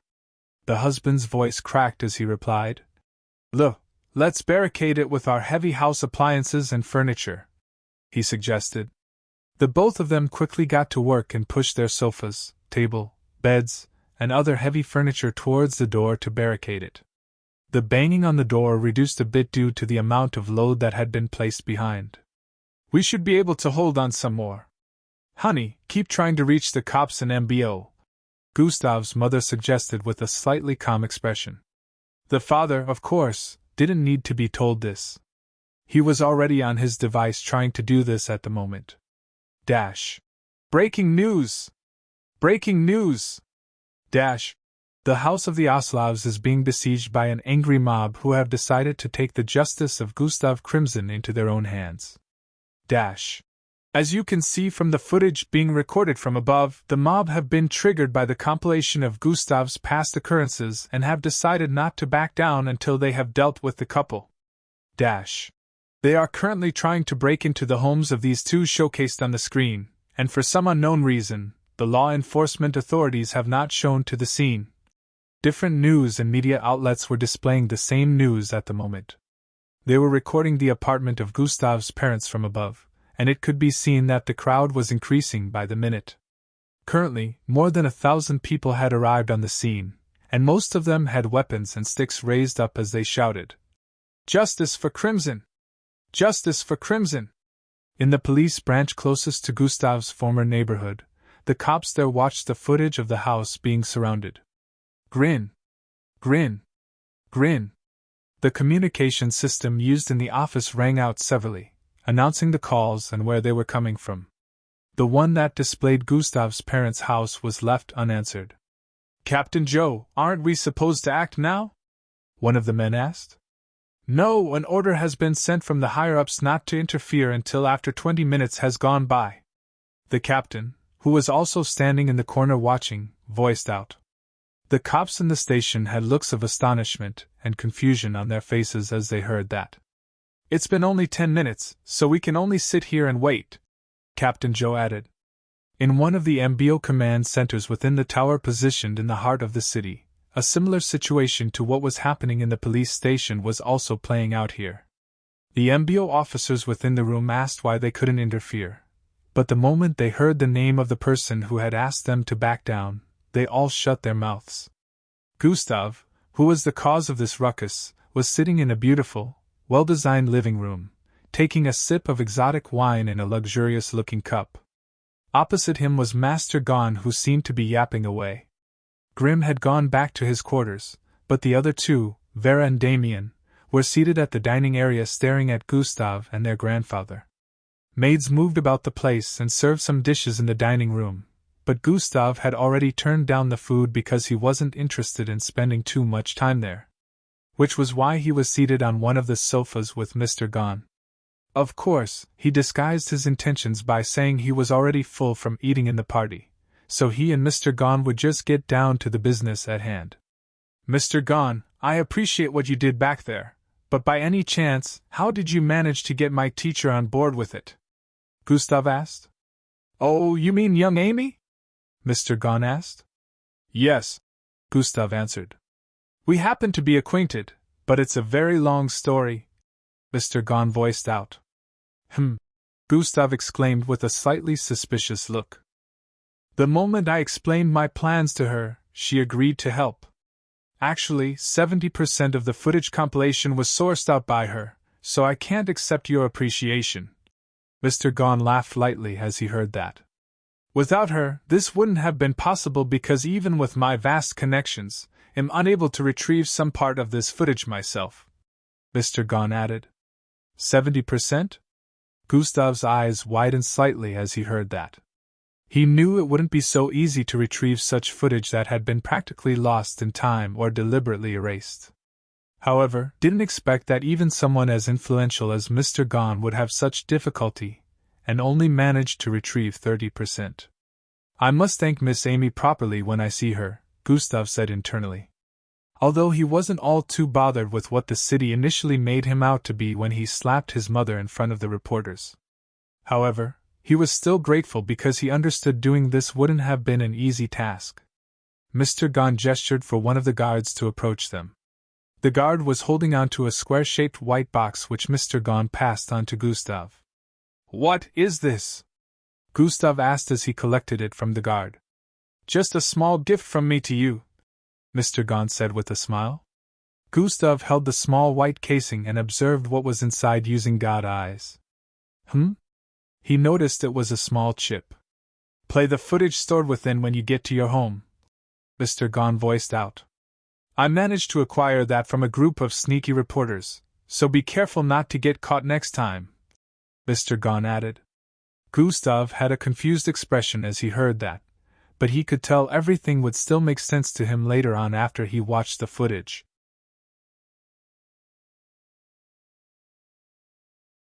Chapter 327. So, I promised to give you whatever you willed if you were able to attend my party. Do you have something in mind? Mr. Gon asked. Finally down to the main topic, Gustav placed his hands underneath his chin as he smiled internally. Yes, I do have something in mind, Gustav stated and paused his speech for a few seconds before continuing. I want to own a share of G Clothing Industries, Gustav stated.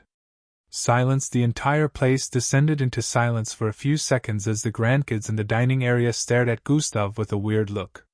Before Mr. Gon could reply, Damien spoke. Aren't you being too brazen to ask for such? My grandfather can't possibly do that just because you attended his party. I know you're not humble, but at least try to be a little humble sometimes. Do you know how many people would give up parts of their bodies just to share a conversation with my grandfather? You were given the... Before Damien could continue to toot away, he was interrupted by Mr. Gon. Shut up, boy. Do not speak to my guest that way, Mr. Gon stated with an authoritative look. Damien instantly shut his mouth upon seeing his grandfather's gaze. Gustav asked, based on my declaration, he has done nothing wrong. Now apologize, Mr. Gahn added. Damien stood up with a frown and bowed slightly. I apologize for my misconduct, he said. Gustav nodded slightly before speaking. Of course, I said this with a few considerations in mind and also a business plan. The grandkids' faces lit up with a look of interest upon hearing that. Do you mind asking the kids to leave us for a few minutes? This is gonna be a business discussion between adults, Gustav proposed with a smile towards Mr. Gahn. Both of them heard from the dining area, and their faces showed dissatisfaction. There's no way Grandpa would listen to him, Damien said internally. You heard him. The both of you excuse us for a bit, Mr. Gahn said to the both of them. Damien's eyes widened slightly in disappointment as he heard that, but he dared not disobey his grandfather.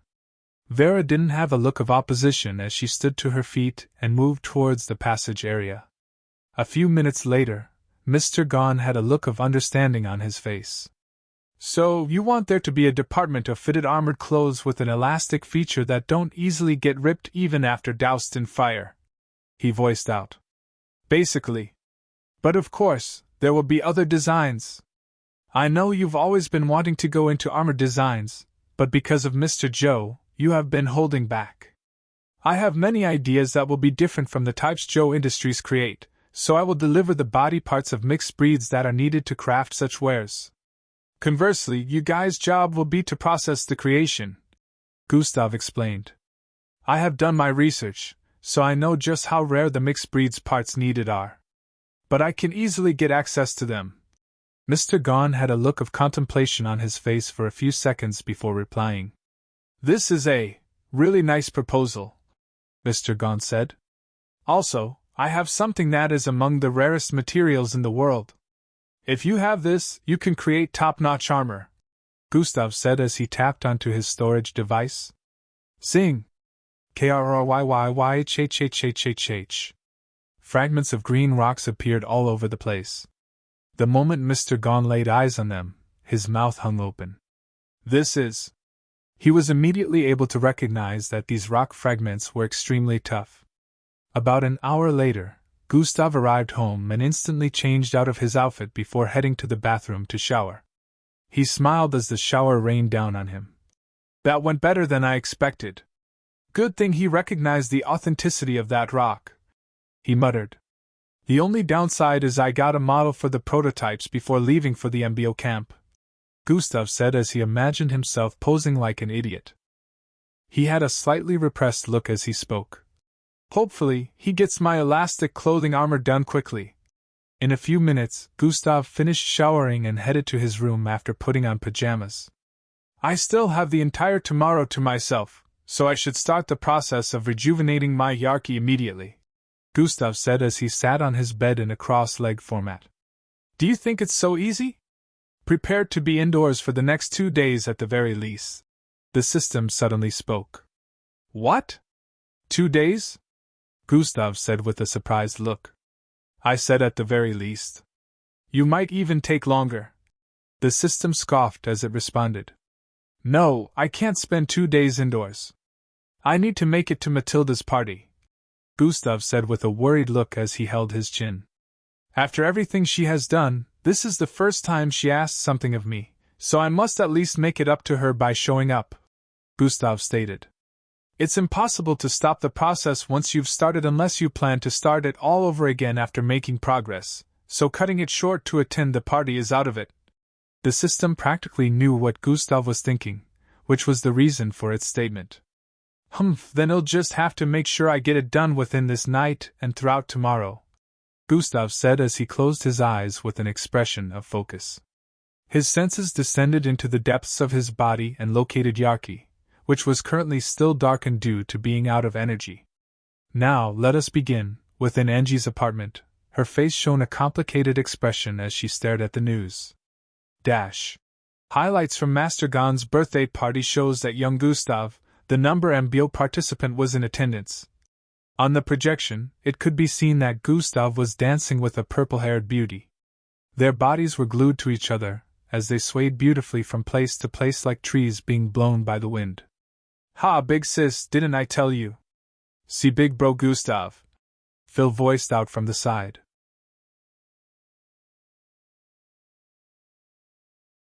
Chapter 328. "Ha, big sis, didn't I tell you?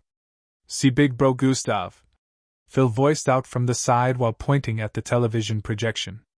"Humph!" Angie pouted as she exclaimed and stood to her feet. "Where are you going, sis?"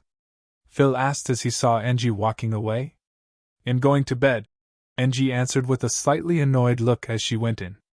"Oof. I think big sis got mad," Phil muttered. "It's her fault for not making her intentions known to him," Angie's mother voiced out from the side as she changed the media station. She exclaimed after noticing the news that was being displayed on the next station. As you can see, this was the state both couples were put in before the arrival of the cops. The reporter who was being displayed voiced out as the other half of the screen displayed two people who had been beaten black-blue. "Phil, go to your room." Their mother felt the footage was too disturbing to watch for a little kid, so she sent him in. Phil had no choice but to obey and went in. On the other half of the screen, a couple that was nearly beaten to death was displayed. Their clothes had been torn apart, and bloodstains could be seen all over their body. These two happened to be Gustav's parents, who were assaulted by the angry mob after their house was broken into. Fortunately for them, the 20 minutes time frame given to the cops was up before the mob could send them to hell. They were saved by the cops and taken to a public hospital. According to the reports, they both survived, but are currently being charged with several offenses, child molestation included. Serves them right, Angie's mother said with a look of disgust. They brought that upon themselves, Angie's father, who was just coming from the passageway, voiced out. They are lucky the cops managed to arrive on time, he said as he sat on the sofa beside his wife. On the screen, the hospital ward was displayed where both of them could be seen being handcuffed with some red glowing bangle-like cuffs while on the hospital bed. How could they treat their own child like that? Angie's mom voiced out with a disappointed look. Now we understand why Gustav was always like that, Angie's father added with a look of sympathy. Darling, I have something to tell you. Angie's father turned to his wife and said. What's that? She asked. Promise me you'll be calm when you hear this and listen to my explanation first, he said with a wry smile.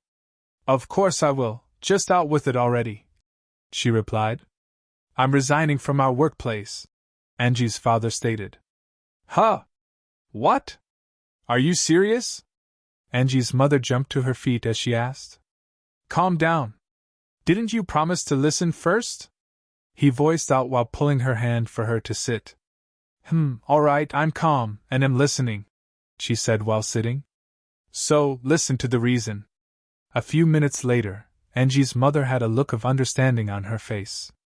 I see, so you'll be the manager, and at the same time, you get to do scientific experiments on turning mixed breeds' body parts to armors, she said with a contemplative expression. Exactly. Although I can't be a father to this kid, I can at least help him with this, Angie's father stated. Also, Master Gon's G industry is now in partnership with him, so there won't be a lack of resources unlike our current workplace, he added. That's really good. This makes me feel even more sympathetic for the kid. Sigh, he had to become so capable at such a young age due to his trauma, Angie's mother stated. We weren't there for him before, but now we can be. Let's make sure he is surrounded with enough love and care, Angie's father said with a smile. Back in his apartment, Gustav was still trying to pass his intentions across to his Yarkie's consciousness, but of course, it was proving difficult. He knew this was still going to take some time to achieve, so he kept probing and probing. The whole night was spent doing this. The next morning was when Gustav recalled that he still had to perform the system's daily tasks. The long night probing had yielded some rewards, and Gustav was starting to receive some signals from his Yarkie even though they were barely significant. If he stopped now, all that effort would be wasted, and he'd have to start again. They'll push your daily task for today back by 1 day, Which means by tomorrow you'll be performing 2 daily tasks, one for today and the other for tomorrow. Gustav suddenly heard the voice of the system in his head. Thanks, Gustav said internally. You still have to perform them, though. And double penalty if you're unable to successfully complete either one of tasks. Gustav. I take back my appreciation. Within Miss Amy's apartment, she walked across her sitting room with a slightly disturbed expression on her face while answering a call. Are you saying it has been buried underneath the ground for over 200 years? Yes, from our research, this is so. How did the investigation on the other borders go? No luck. We haven't found any clue, so we can only make use of the lead in our hands. Are you going to make use of the red shadow? It seems I have no choice. We have to find the developer first. From there, I will know how to proceed. The T-67 device is still in your possession? Did you think I would leave it in the hands of you losers? Ahem. N. I will leave here to Swarm Hill City in less than a week. Get my equipment ready, Miss Amy commanded before ending the call. She moved over to one of the sofas and took her seat. She reached out and grabbed the teacup on the side before taking a sip. I have to make sure the kid remains safe till he leaves for the MBO camp. Especially since that bastard Young visited him, Miss Amy said after lowering the cup.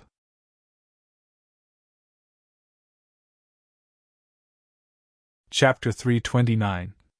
He must be on edge now that he can no longer track the streams of energy coming from the rock. Humph, I will make sure this leads to your downfall, Miss Amy stated while squinting her eyes. Back in Gustav's apartment, the atmosphere had a kind of serene vibe to it. Everything was stationary, and it seemed as if there was no life present within this place. Gustav, who was in a cross-legged position on his bed, was like a statue as he closed his eyes. Even the sound of breathing couldn't be heard coming from him. He tuned his concentration to its very peak as he focused on his Yarki. He was starting to get more signals from his Yarki as time passed. The Yarki was like a dead black flame earlier when it ran out of energy, but as Gustav started forwarding his intentions to it would at times vibrate while sometimes there would be a small glow on a part of it before it died out again. Occurrences like this kept happening for the next 7 hours. Within a hospital ward, 2 people could be seen in patients' outfits with their beds placed side by side. These 2 happened to be a man and a woman, handcuffed and isolated from the rest of the patients within the hospital. 2 police officers stood in different positions within the ward. A boy with curly black hair was by the side of this couple, speaking with a furious tone.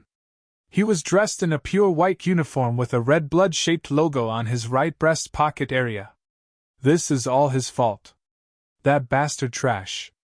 He shouted out. Sir, please, there are other patients in this place. Keep your voice down. One of the nurses at the door cautioned. Shut up, you wench. The boy voiced out and stared at her. Puum! A strange force knocked her backwards, causing her to fall and slide across the hospital floors. The police officers quickly drew their weapons and pointed them at him. He gazed at them with murderous intentions, however, before he could perform any actions. Endrick, stop it. The man on the bed towards the left voiced out. We don't want you compromising your enlistment into the MBO camp, behave yourself. He added. The blue glow in his eyes slowly dimmed as he stared back at his parents. Mom, Dad, I'll handle this, he said as he started walking towards the door. Endrick, don't do anything stupid. Your brother is now a sensational big shot, you cannot. Before his father could complete his sentence, Endrick interrupted. Don't make me laugh. He's not a sensational anything. He's just a fake special class who hasn't even received any training. I'm better than him. Endrick voiced out before walking out. Son, you. Endrick's father stopped his speech as he noticed Endrick was already gone. Yes, get revenge for me, my boy. Endrick's mother laughed like a depraved lunatic after seeing the rage in Endrick's eyes before he left. What are you saying, woman? We are the cause of our own problems, Endrick's father said with a look of annoyance. Toy. The reason for our problem is the first child I mothered. Let my second child handle it, ha ha ha. Endrick's mother voiced out. You're sick in the head, woman. Sick. How have you not seen the errors of your ways? Ha! My only error was that child. Back in his apartment, Gustav had managed to get his intentions known to the consciousness of his Yarki after so long. At the moment, it was already late in the evening, and the next day was when Matilda's party would be holding. His Yarki finally started absorbing energy from his body, but he had no idea how long it would take. Even after 2 hours went by, his Yarki was still black-colored. Although it was a little lighter than before, Gustav knew it hadn't even managed to kickstart itself yet. Even though it already took a lot of energy from Gustav, it hadn't managed to charge itself yet. Gustav sat in place for another 1 hour before finally. Free! The Yarki lit up with a pinkish glow and started swaying like a flame again. Good, you managed to rekindle it faster than I expected. Gustav heard the voice of the system in his mind. Humph, how could you doubt my talents? I instructed my Yarki on a more efficient way to jumpstart itself with my energy, and it worked, Gustav responded. Oh good, you're finally making use of the intelligence points I gave you. Gustav. Either way, make sure to keep its consumption of energy steady. It has only managed to recharge a little bit over 1%. It's still gonna take some time for it to be filled, the system explained. You think I don't know that? Gustav asked internally with a slightly annoyed tone. Oh, you do? What a surprise. Gustav. The system stopped speaking afterwards so Gustav could focus on feeding the Yarki with energy. Gustav could decide to move about now, but he wanted to focus on guiding the energy consumed by the Yarki himself because, according to the system, the Yarki could take energy from any part of the body it resided within. If it were to focus on Gustav's liver, kidney or heart and draw energy from there, he would be a goner. Just like that, another 2 hours went by, and it was around 8 p.m. at the moment. Gustav had only managed to recharge his Yarki with 10% of power, and he was still going, hoping to get it finished before the start of the party tomorrow. Calm! Calm! Calm! He heard a loud knock coming from the door. Gustav had purposely put a small sign in front of his door saying he would be unavailable during this time, which was why people who came around for one reason or the other didn't bother knocking when they saw this. However, whoever this person was, they didn't pay heed to the sign. Calm! Calm! Calm! Calm! The knocking sounds became more aggressive in the next round. Gustav still ignored, thinking the person would leave after a few more knocks. However, the knocks continued. I know you're in there. Open this door, or I'll knock it down. A loud, angry teenage male voice could be heard all across the passageways.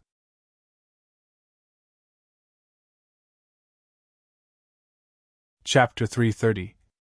I know you're in there. Open this door, or I'll knock it down. A loud, angry teenage male voice could be heard all across the passageways.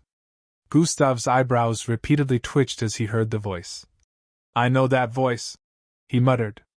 Calm! Calm! Calm! The banging on the door increased even more after the person heard no response coming from the other side.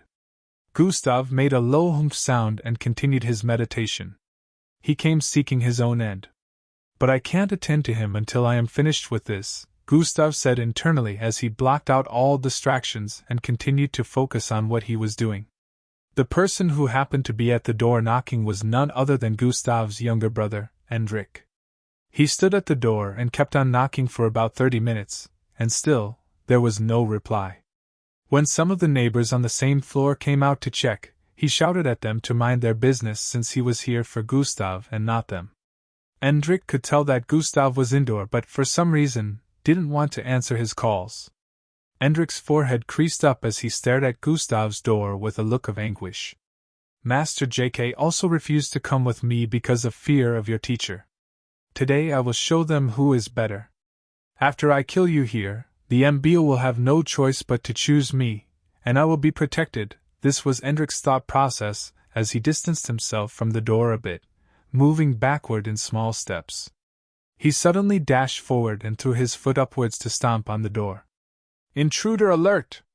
Protocol 02 activated! Just as his foot was inches away from stomping on the door, this alarm rang out, and a mini cannon suddenly phased out of the left side of the wall. Bang! Hendrik was sent hurling towards Angie's apartment as the beams slammed into him. It totally took him by surprise, so he wasn't able to dodge. Bang! Bang! Hendrik slammed into Angie's apartment door and broke through it before slamming onto the ground. The entire family was surprised as they watched the young boy sliding across the floors of their living room. "Ha!" they exclaimed from the dining area as they stopped eating their food. "Who are you?" Angie's father asked with a confused look as he stared at the destroyed door, and then the line of destruction that followed after this boy's body due to him sliding across the floors. However, Hendrik didn't reply. He jumped up with a look of anguish and dashed forward out of the apartment. Swoosh! He was pretty fast and disappeared through the destroyed door in nearly an instant. "Doesn't he look a bit familiar?" Phil said with a look of contemplation. Angie stood up from the dining area and moved to the middle of the living room that was currently in shambles. 2 of their sofas had been broken apart due to this. "I think the banging sound we've been hearing was coming from." Before Angie could complete her sentence, they heard the sounds of shooting. "Tuyin! Tuyin! Tuyin!" Angie quickly rushed out of the apartment, as her brother followed behind her along with their father and mother. They arrived at the passageway where Hendrik could be seen tackling a cannon that was protruding from the left side of Gustav's door. "What's going on?" They all had the same thing on their minds. Hendrik dashed towards the side, dodging one more shot, and reached out his hand. Vwum! The cannon suddenly stopped moving as an invisible force was blocked its muzzle and held it in place. "Hiya!" Hendrik screamed out as he pulled his arms backward with force. "SHSSHHHRKKKKKYYYHHH." The cannon was ripped right out of the wall, along with several wires sticking out behind it. Bam! Bam! Bam! Several parts of the wall collapsed due to this, causing a loud noise to ring out as more people came out of their apartments to check what was going on. A smirk appeared on Hendrik's face as he walked forward and repeatedly stomped on the cannon before kicking it away. Good thing my reaction speed was fast enough for me to input a small telekinetic barrier before me which reduced the impact of its shot. Hendrik felt he could have been really injured by now. Bloodstains could be seen on his left shoulder area, but it was obvious that this was only a flesh wound. Hendrik stood in front of Gustav's apartment, and was about to hit his door again when he heard a voice from behind. "What are you doing?" He turned around and noticed it was a girl clad in ash-colored shorts and a red crop top. She had silver and pink-colored hair with 2 short horns on her forehead. "Mind your business," Hendrik voiced out as he turned back around to face the door again. "This is my business. Either you tell me what you're doing here or get out." Angie's eyes squinted with a look of suspicion as she walked forward. "And what if I don't?" Hendrik asked with an annoyed tone as he turned around to face her. "I will make you leave." Angie raised her hands to her head as she spoke and tied her hair in a bang while staring at the 57 kid. She felt he looked awfully familiar but couldn't picture where she had seen him. From her viewpoint, he looked to be around 15 years of age, 1 year younger than she was. However, she had no idea how wrong she was. Dash. "You have no right to disturb the peace of this place. Go home, kid." Dash. "You can see the sign on the door that says do not disturb." Dash. "I wonder who trained such a vulgar kid such as yourself." The neighbors voiced out with looks of discomfort as they stared at Hendrik. They still saw him as a kid, so no one tried calling the cops or anything. Also, they felt since it was Gustav's apartment, there was no way he wouldn't be able to handle this kid himself.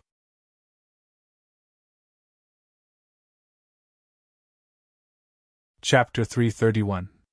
Angie and Hendrik stared at each other fiercely for a few seconds until Hendrik started laughing. "So you're the bitch he's always with, eh? Maybe I should deal with you first?" Hendrik voiced out. "Such vulgar tongue! You lack manners," Angie voiced out. "Shut up!"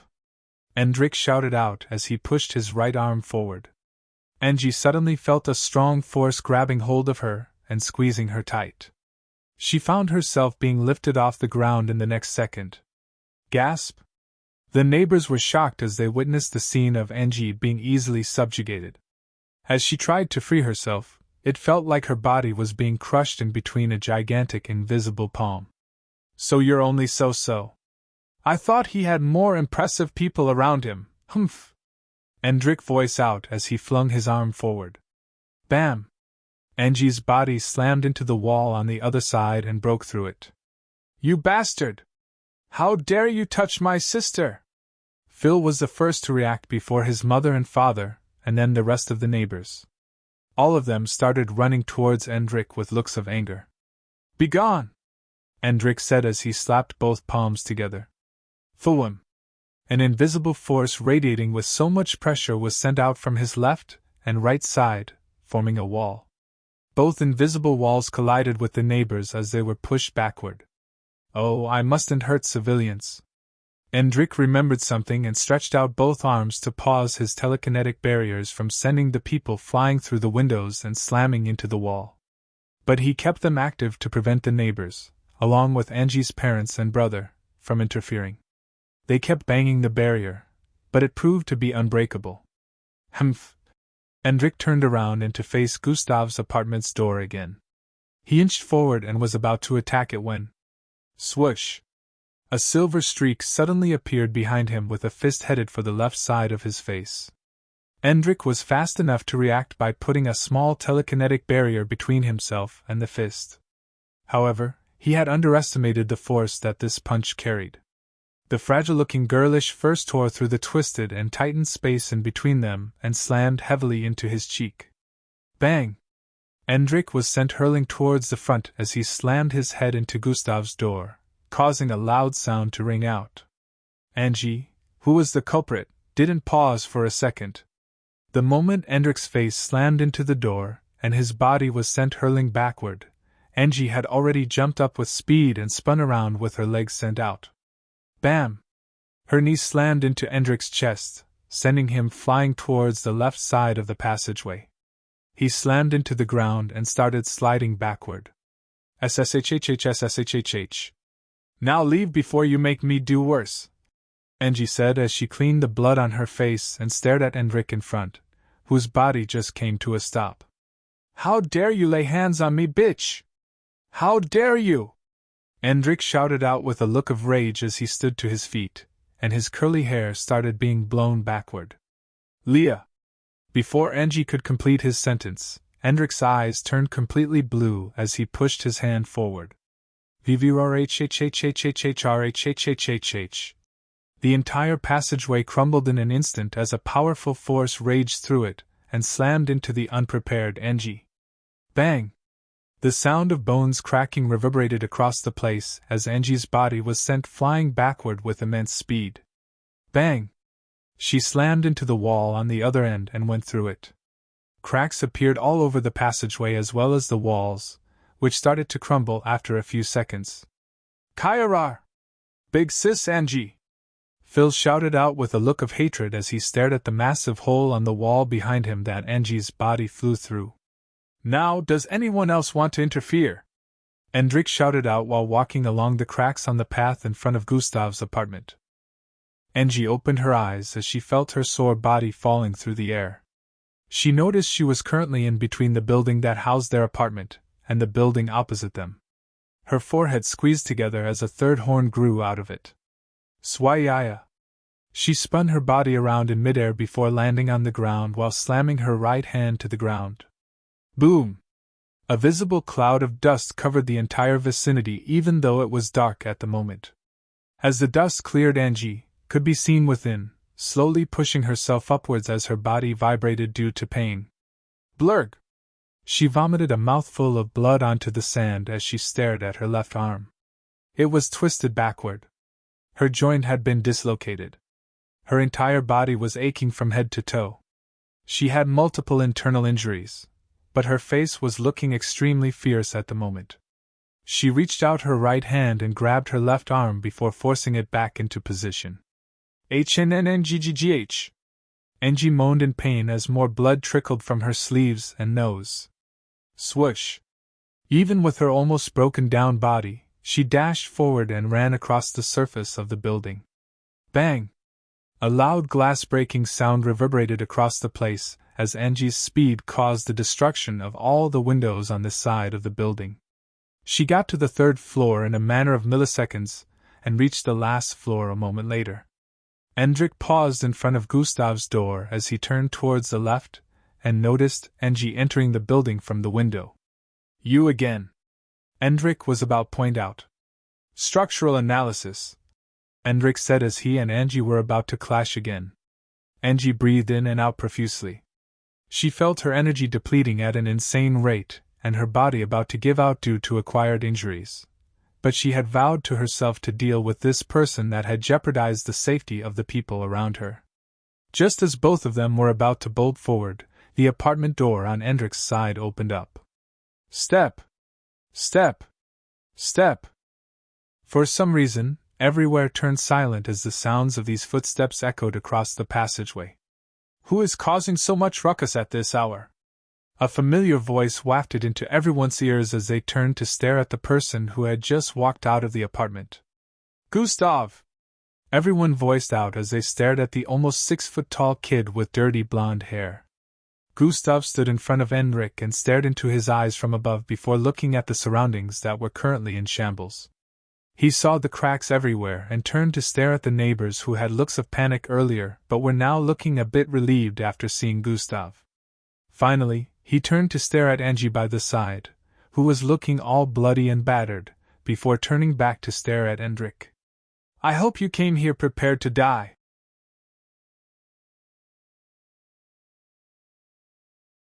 Chapter 332. Finally, he turned to stare at Angie by the side, who was looking all bloody and battered, before turning back to stare at Hendrik. "I hope you came here prepared to die." Gustav's voice suddenly turned cold as he spoke. The neighbors in the vicinity felt the chill in the atmosphere as Gustav moved 2 steps forward. "How dare you lay hands on my parents?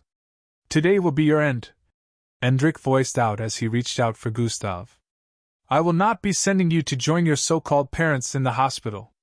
Instead, I'll be sending you to a place they haven't visited yet." Gustav's eyes glowed crimson as he also reached out his hand. "The afterlife."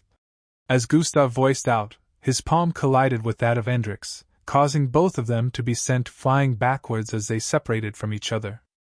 Bang! Krryyyyhhhh. Crumble! Crumble! Shockwaves spread from the point of impact, causing more intense cracks to appear all over the place. A small hole appeared on the side of the passageway as that part of the building caved in, causing wall fragments to fall into the apartment below. At the moment, the neighborhood within the building had heard the noise and were all coming out of their apartments, with looks of panic. "This time, I'm ready for you. Once I end you, there will be no more issues," Hendrik voiced out from the other end of the passageway. Gustav was also on the other end, picking himself up after his body collided with the wall, causing a caved-in lines to appear on the side of the wall. Gustav looked around him and could see the neighbors panicking due to the appearance of the last floor that looked like it would crumble any time soon. "I can't use too much power here," Gustav said to himself as he stared at Hendrik, whose eyes were glowing a sinister blue color. "Gusta!" Angie was about to call out to Gustav when he suddenly dashed forward. Swoon! A trail of dust was left in his wake as he pushed his fist forward upon arriving in front of Hendrik. Hendrik seemed to have predicted this and made use of the same move he used against Angie, sending ripples of telekinesis forward which turned the entire environment into shambles, causing destruction. However, to his surprise, Gustav's fist enlarged, becoming so massive it covered the entire passageway. Size manipulation has been activated. His entire fist blocked Hendrik's telekinetic waves and managed to push them back due to the force of Gustav's speed. Before Hendrik could react, a massive fist similar to the size of a truck slammed into him. Bam! The entire wall behind was blasted to smithereens as Hendrik was sent flying out of the building along with crumbling parts of the wall. The 7th floor vibrated intensely like it was going to collapse due to the massive punch. 300 EP, Gustav's fist slowly reduced back in size till it went down to its normal size. He stared ahead where a hole could be seen in the building on the other end where Endrick's body could still be seen slamming into the walls and creating more holes. Bang! Bang! Bang! Bang! Gustav turned around to stare at the neighbors. Seeing that everyone was safe, he turned to look ahead again. Thump! Gustav leaped through the hole he created from the earlier punch. His body flew across the air, passing over several buildings in front. He could now see the other street up ahead, but Endrick was nowhere to be found. Gustav suddenly felt an unknown force wrapping around his body. Before he could react to it, his entire body was yanked from the air and slammed into the road up ahead. Bang! Bang! Kryyyyhhhhh. Gustav's body rolled across the road repeatedly, causing the road to split apart. Thwaya! A large projectile was headed towards his rolling body from above. Gustav slammed his hands to the ground, causing his body to fly into the air as he did a flip, dodging the descent of a large cylindrical object. SSHHHHSSSHHH. His legs slid across the ground in a backwards motion as he leaped to the side to dodge another one of these projectiles. Bang! Apparently it was a part of the roof towards the building on the side. Gustav leaped towards the cylindrical object that was twice his size and kicked it, causing his body to fly towards the side of the building. See! See! See! Gustav jumped from the side of the building towards the other side of another building in a zigzag format till he landed on the roof of the building on the left side. Bam! He stared at Endrick, who was on the top of the 4-story building adjacent to the one he was standing on. Endrick had his right arm raised up, and in the air above him were numerous objects of different sizes and proportions floating. He stared at Gustav and smirked before throwing his hand forward. Sprint has been activated. Gustav activated Sprint and dashed across the rooftop in a zigzag format, dodging some of the projectiles. Sprint making him faster did not mean the speed at which these projectiles were being sent towards him wasn't quick. Gustav arrived at a part of the rooftop that had a massive hole due to Endrick's antics, so he had to leap. Thump!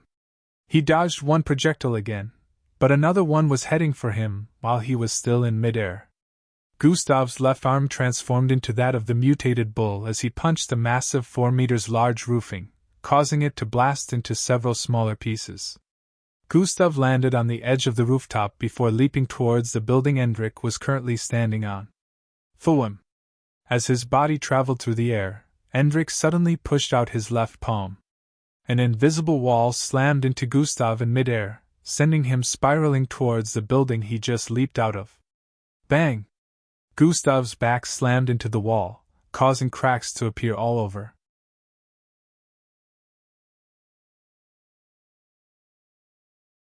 Chapter 333. Just as he wanted to leap away, Endrick closed his palm together like he was grabbing something, and Gustav felt his body being wrapped by a massive tight force. Endrick pulled his left arm backwards, causing Gustav's body to be drawn towards him. "You will know how powerful my will is today!" Endrick voiced out as he tightened his fist even more, causing Gustav's body to make low popping sounds. He expected Gustav to start screaming, but to his surprise, no matter how much he squeezed his fist, Gustav just stared at him from above. "Pathetic," Gustav suddenly voiced out as he started to separate his arms that were forcefully tightened towards his body. The invisible arms surrounding his body started loosening as he pushed intensely, causing his muscles to bulge.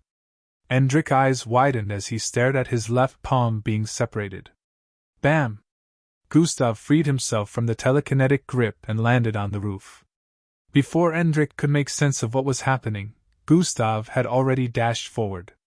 Combination has been activated, sprint plus dash. This time to him, it was as if Gustav teleported to his front.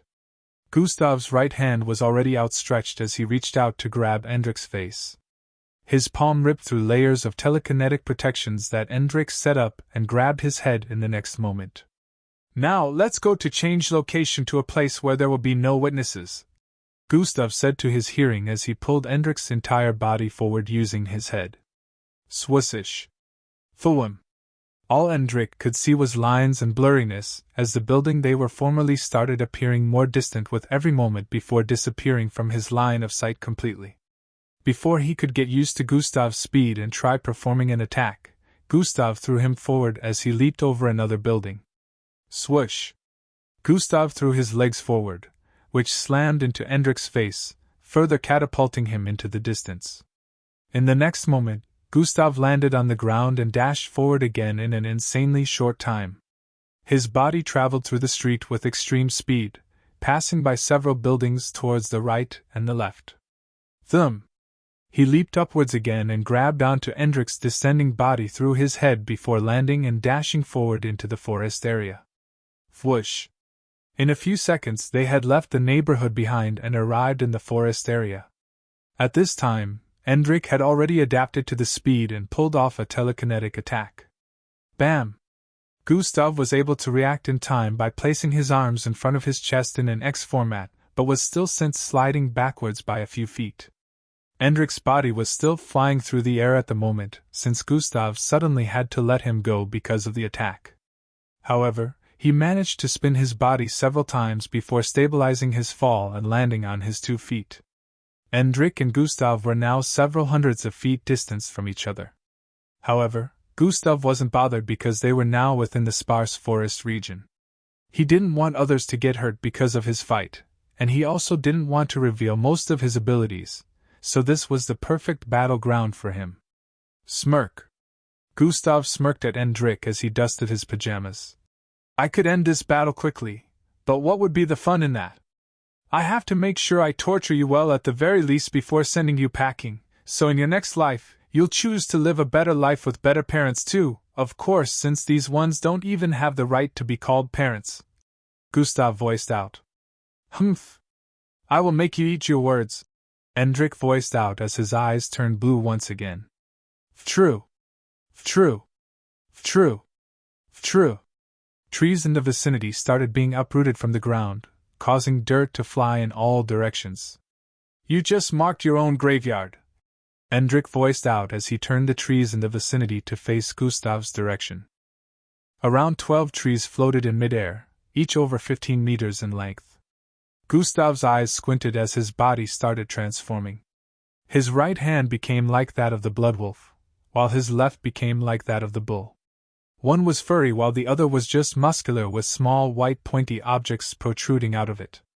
Gustav grew to over 6 feet in height as his body turned muscular, and his feet became massive with claws on his toes. His face was the only part of his body that remained normal. Endrick stared at his transformation with a look of confusion. What in the world is that? He had missed the moments Gustav displayed his abilities during the embryo test phase, so this was the first time he saw Gustav in this form. However, the moment Gustav dashed out, he threw those thoughts of confusion to the back of his mind and swung his arm out. Swoosh! Thwum!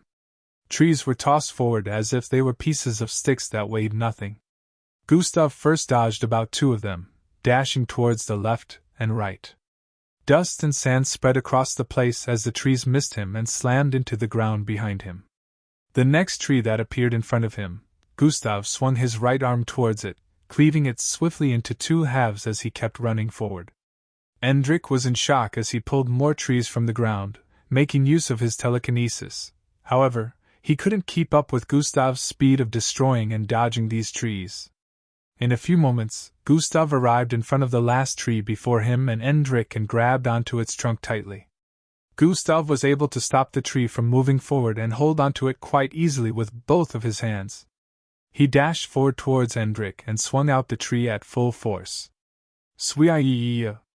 The body of the tree traveled towards Endrick like a bat being swung out. Unfortunately, this tree was bigger than his entire body. It carried a lot of force as it traveled forward, causing the winds to howl. Endrick raised his left arm up to make use of telekinesis to protect himself from collision, but he seemed to have underestimated the power behind the force of the tree, as his telekinesis failed to stop the approaching tree. Bang! The tree slammed into Endrick, swatting him far away like an annoying buzzing mosquito. CKRRKHH. The sound of bones cracking reverberated across the place as Endrick's body slammed into several trees ahead, toppling them in the process.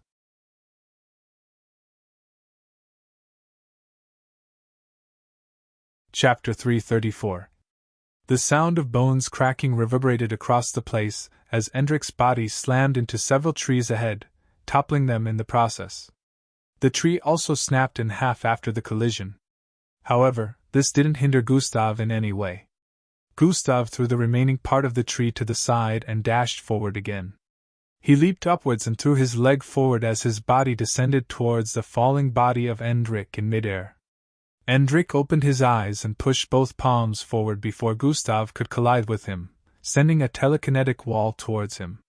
Gustav used his descending force to spin around and slammed his leg into the telekinetic wall, forcefully ripping Endrick's will apart. How is this possible? Endrick gritted his teeth as he did a flip and landed on the ground with his legs.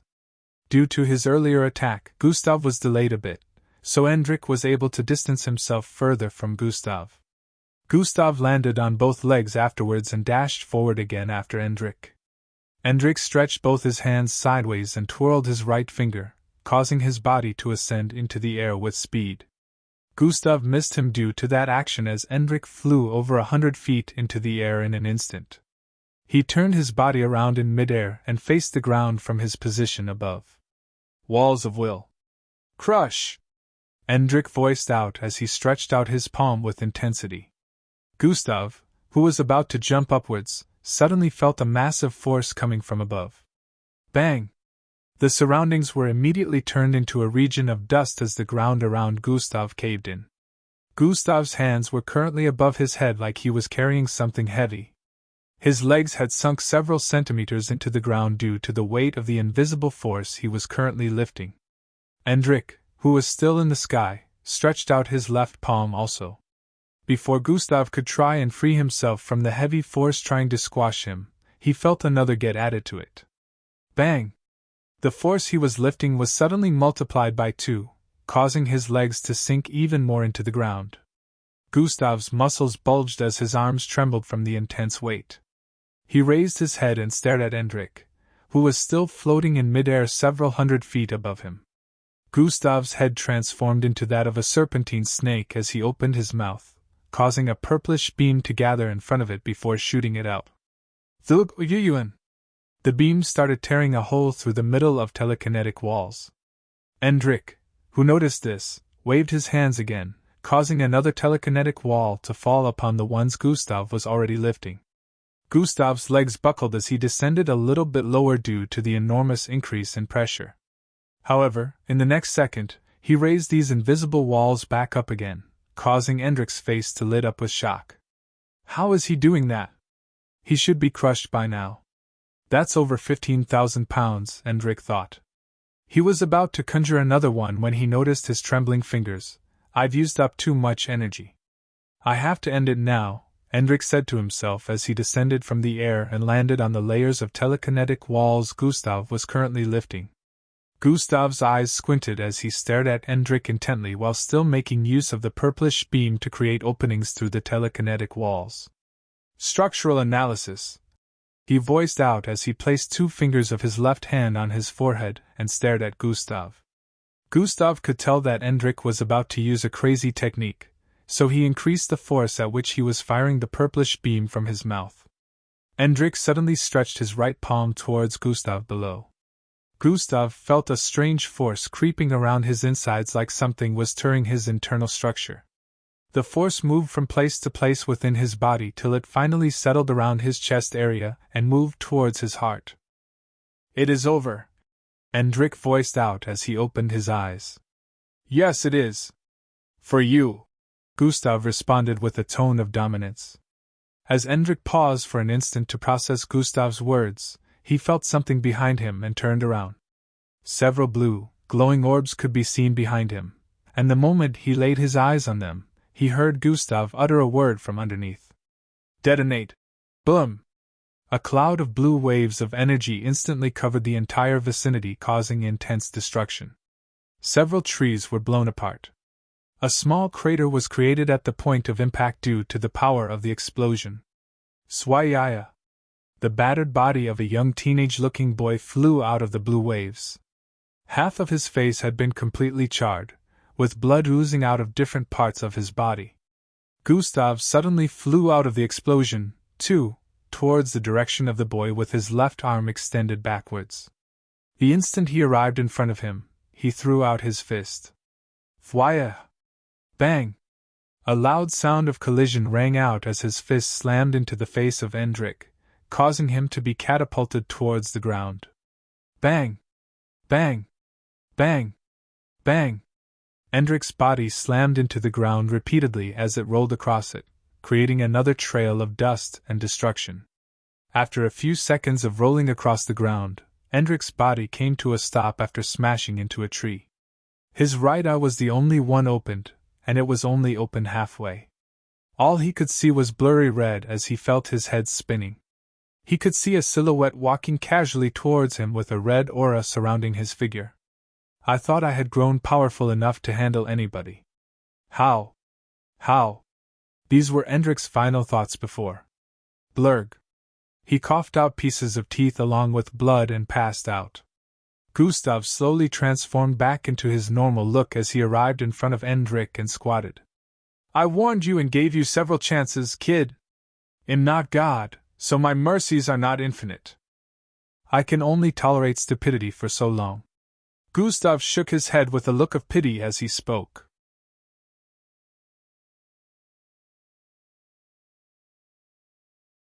Chapter 335. First, I will take what belongs to you and make better use of it, Gustav said as he stretched out his fingers towards the unconscious Hendrik.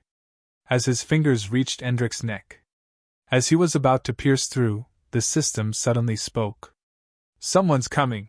Gustav was late to sense it because whoever was coming was still very far away. However, the person entered his range of detection an instant later. Swoosh! A silver streak coming from the south. In the next moment, Angie was right behind him due to her quick speed. What are you doing here, Angie? Gustav voiced out without even turning around or removing his hands from Hendrik's neck. He's your brother, isn't he? Angie asked as she moved closer to him. I don't have a brother. I don't have family members, Gustav replied before turning his head to the side. Why have you come here? Leave. Gustav sounded very unaccommodating at the moment, which scared Angie. Don't do it. Don't kill him, Angie said with a light voice as she knelt down behind Gustav. What are you saying? Did you forget what I mentioned about showing mercy to the enemy? Gustav asked. No, of course not. I didn't forget, but he's your own flesh and blood. If you kill him, it will haunt you forever, Angie stated as she placed her hand on Gustav's back. So what do you expect me to do to someone who was trying to kill me a moment ago? Angie, are you stupid? Gustav suddenly voiced out with a slightly annoyed tone. Angie's head descended lower as she heard that as tears began to well up in her eyes. I can't let him do this. When someone tries to end you, you have to return that gesture in kind regardless of who it may be. Mind you, I will feel nothing after killing someone who tried to kill me, especially not a so-called family member because I don't have a family, Gustav stated and turned around to look forward again. His fingers increased in length and pierced into Hendrik's neck, causing flesh blood to drip down. Gustav, don't. Isn't he just a kid? Give him another chance, Angie voiced out from behind. He has used up all his chances. Now is the time of his reckoning, Gustav said as he stared at the notification that appeared in his line of sight. Requirement for bloodline acquisition has been met. Analyzing host compatibility with ambience of will and space, 0/100%. 14/100%. 32/100%. Angie suddenly grabbed Gustav's hand from behind and pulled it from Hendrik's neck. Bloodline acquisition has failed. What are you doing? Gustav stared at her as he pulled his arm from her grip. Don't do it! Spare him this one time, Angie pleaded. No, Gustav declined instantly. Angie grabbed his hand again and hugged his back to her chest. I don't want you to do something you'll later regret, Angie said with a pleading tone. Trust me, I won't regret my actions. This is all for the better, Gustav said as he reached out to grab Hendrik's neck again. Please, Gustav, just this last time. Please spare him for my sake. If he comes to trouble you again, I'll be the one to handle him myself, Angie pleaded. No, Gustav replied. Tears flowed out of Angie's eyes as Gustav declined. For my sake as well as yours and the people that I care about or may end up caring about, it's better to end this nuisance at its infancy stage rather than for it to grow and become a bigger threat in the future, Gustav said as his fingers dipped into Hendrik's neck again. Requirement for bloodline acquisition has been met. Just when the compatibility rate started being calculated, the system suddenly spoke again. Someone's Comey! Before it could finish its statement. Bang! A loud sound of collisions suddenly reverberated across the place as a cloud of dust spread across the place. Stop! A familiar voice drifted into Gustav's and Angie's hearing. As the dust cleared up, 3 people in orange military-like uniform outfits could be seen standing a few feet in front of Gustav, Hendrik, and Angie. Gradier Zanatus, Gustav muttered as he stared at the familiar face in the middle of the 2 officers. As much as you want to kill him, you cannot! Gradier Zanatus voiced out as he walked forward. He stood right in front of Gustav and looked down at him. It is forbidden for MBO cadets to engage in death combat without the authorization of your commander. You will get disqualified from the MBO camp if you kill him and vice versa. That aside, the punishment that also comes afterward is not worth it really. Gradier Zanatus pulled Gustav's fingers out of Hendrik's neck after stating that. You both are already a part of the MBO, so these rules apply to you. Gradier Zanatus added as he beckoned to one of the officers to take Hendrik away. You are both invaluable assets to the MBO. With the great potential you both have displayed, we cannot afford to lose either of you, Gradier Zanatus stated. Gustav slowly stood to his feet after Hendrik had been taken away. He had a look of dissatisfaction on his face, but he didn't say a word. Of course, Hendrik's acts here shall not be overlooked. He will be punished duly for his offenses, and the destruction caused in this neighborhood will be taken care of by the MBO, Gradier Zanatus explained. You called them? Gustav asked while turning around to stare at Angie. Angie's head hung low. She couldn't stare into Gustav's eyes. Even without answering, Gustav already knew the answer to his question. Funny how you lots never noticed this neighborhood and never stepped foot in it to even assist them in times of danger. But when someone from the MBO with so-called potential ended up putting themselves in danger around here, you guys suddenly show up. Gustav laughed lightly as he shook his head. The officers' eyes widened as they heard that. You! One of them pointed out and wanted to say something, but Gradier Zanatus stared at him with a shut-up look, causing him to keep quiet. The funniest part is, the neighborhood was put in danger by him, and you still came to save him instead of the neighborhood. Hypocrite's toy! Gustav spat out after finishing his statement, and began to walk away. Angie stared at his back with an expression of sadness written all over her face.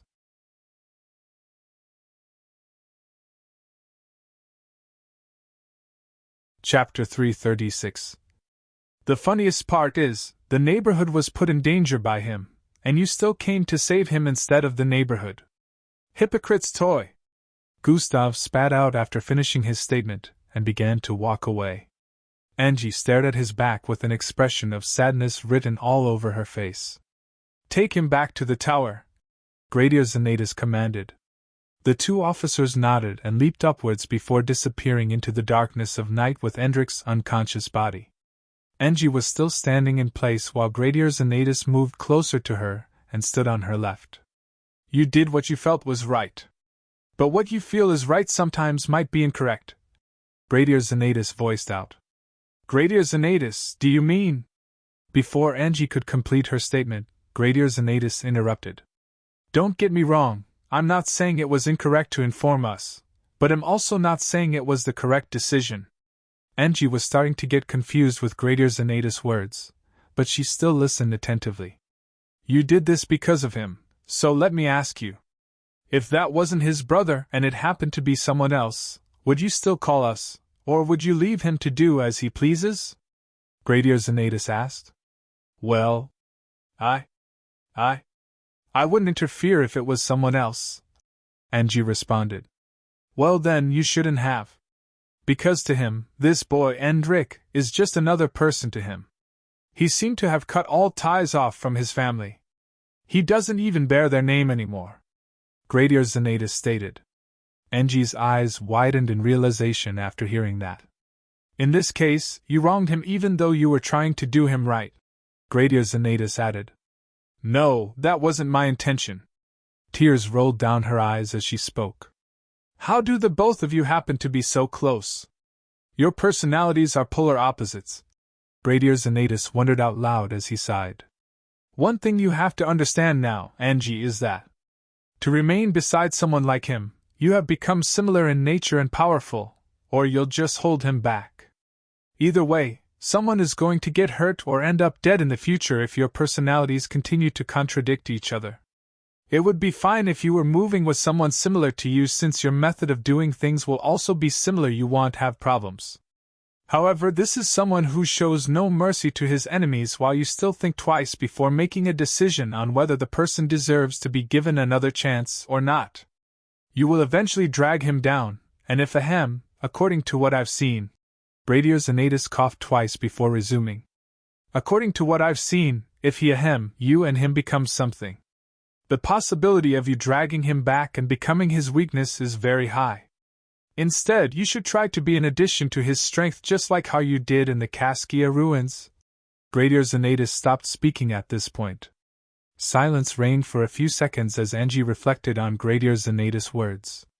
But wouldn't he have been disqualified from MBO camp if I had let him? Angie asked. Oh, well, nothing would have happened. To tell you the truth, the higher-ups want him, so there's no way he'd be disqualified. They'll just place some kind of restriction on him or something, Gradier Xanatus explained. Then why did you? Angie asked with a confused expression, but Gradier Xanatus cut her short before she could complete her question. Yes, those are the rules, but I only mention them so he wouldn't get too cocky and start acting how he likes. It's necessary for him to hold back sometimes too, which is why I don't feel like you're completely wrong with your decision, but you did it for the wrong reason, Gradier Xanatus stated. Now off you go. I need to inspect this area, Gradier Xanatus said while tapping Angie's shoulder. Angie nodded. Thank you for the words of advice, she said with a look of appreciation and started walking forward. Swoosh. Angie sped forward into the direction of the neighborhood, and in a few seconds she had completely disappeared from Gradier Xanatus' line of sight. Gradier Xanatus started walking around the place and noted the evidence of battle. Trees toppled and smashed into smaller bits. Small craters in different positions and a wide trail of deep lines parting the ground. This doesn't look like the battle scene of two Zulu-ranked mixed bloods. Most serial-ranked mixed bloods aren't even this powerful. That kid Endrick is only 12 years old, and yet so much potential within them both, but they also happen to be quite problematic. Gradier Xanatus sighed while muttering. After checking around for a few more minutes, he made a call. Yes, it's me. How did it go? He was unable to kill the kid. I could only delay them for some time since the girl made a call. Oh, I see.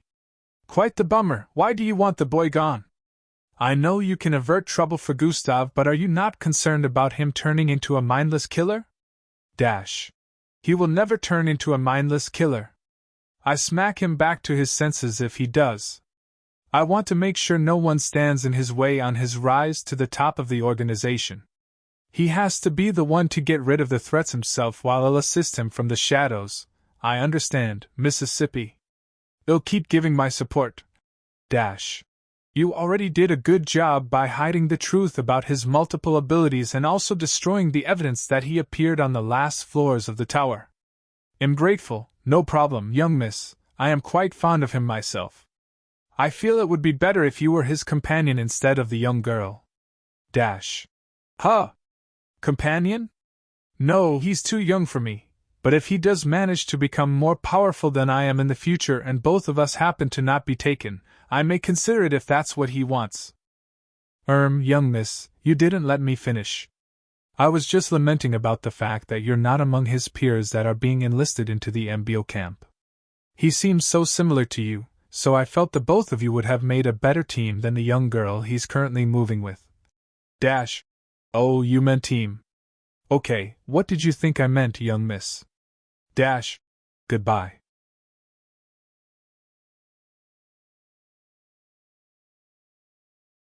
Chapter 337. The call got disconnected at that point, and Gradier Xanatus was left standing with a confused look on his face. Did she mean what I think she meant?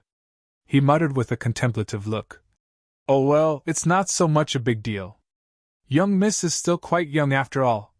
Gradier Xanatus leaped upwards and disappeared into the night sky afterward. Gustav had already arrived back in his apartment a few minutes earlier. Although the last floor was in shambles due to the battle earlier and many neighbors around too had parts of their buildings in a bad state, no one was hurt besides Angie. Angie was already better because she used a healing capsule before going after Gustav. Several officials could be seen in the neighborhood. They were sent by the MBO to make repairs. Those whose apartments were in a very bad state had to stay out and wait for repairs to be done, so even though there were no casualties, Hendrik's actions had caused inconveniences for a lot of people. Angie's family included. Gustav's apartment wasn't in a bad state, so he let Angie's family in. When Angie got back, she asked for her family and was informed that they were currently within Gustav's apartment. She gulped down saliva nervously as she hadn't expected that she would still be seeing Gustav this night. Her plan was to think extensively throughout the night so she would come up with the best way to address the issue that may have caused a dent in their current relationship. Now she just didn't know how she was going to address him. Angie arrived in front of his door and knocked several times. SSHHH. The door slid open, and Angie saw her brother Phil standing on the opposite end. Huh! Where's Gustav? She asked as she walked in. Big brother Gustav said he didn't want to be disturbed. He's in the room doing that thing. What did you call it? Bloodline channeling. Phil answered with a look of uncertainty. Oh, he's meditating. I see. Angie responded as she saw her parents sitting on the sofas in front. Our repairs are not too big, so I'm sure they'll be done in about 2 hours. Angie's father voiced out from up ahead. Angie took a seat and looked around with a nervous expression. How did it go, sis? Did big bro Gustav win? What happened to the other one? Phil voiced out in quick succession. If he lost, he wouldn't be here now, would he? Angie voiced out. I knew it, I knew big bro Gustav was going to win. Phil stated with an expression of delight. What was the reason for that kid picking a fight? Angie's mother asked with an intrigued expression. Angie decided to explain things to them while omitting the part about Gustav wanting to kill Hendrik because of her little brother's presence. Gustav was currently within his bedroom, blocking out all distractions while focusing on recharging his Yarki. He threw what happened a while ago to the back of his mind and peaked his concentration on recharging his Yarki. At the moment, only around 40% of its energy had been recovered, and it was already midnight. Gustav could have made a move earlier because he had managed to start charging his Yarki, but he didn't want to because of the complications that were involved if the Yarki was left to recharge itself without his guidance. A drop of blood rolled down his nostrils which he quickly cleaned with his sleeves. My injuries would have worsened if I didn't head back immediately, Gustav said internally as his mind focused on the bright pink Yarki. Quite dangerous since regeneration doesn't work as fast internally. Are you mad at her? The system suddenly poised this question out of nowhere. What does that have to do with you? Mind your business, Gustav responded internally. Your business is my business. And I can tell that. Before the system could complete its sentence, Gustav interrupted. Get off my case. I don't want to talk about it, Gustav stated. Gustav continued to recharge his Yarki after that as the system turned quiet. In about 2 hours, Phil came to his room door and announced their departure. Big brother Gustav, our apartment repairs are done, so we're leaving now. Mom and Dad said we should not disturb you, but I just had to say it. Phil voiced out. Also. I think you should speak to big sis Angie. She doesn't seem to be happy," he added before turning around to leave. Gustav, who was still seated on his bed, slowly opened his eyes and stood up from his bed. Angie and her family were about to leave through the door when he walked out of his room towards the living room. "Oh, Gustav, thanks for letting us stay here and sorry for the disturbance." Angie's mother was the first to voice out from the door area after noticing Gustav. "It's no problem at all." Gustav waved it off. Her father also said some words of gratitude. "Gustav, thanks." Angie looked down as she spoke, avoiding eye contact with Gustav. Gustav nodded as they moved out of his apartment. "Angie, we'll see tomorrow," Gustav suddenly voiced out as the door was closing. Angie had a surprised expression on her face as she heard that and looked back to stare at Gustav before the door shut. "What are you planning?" "None of your business.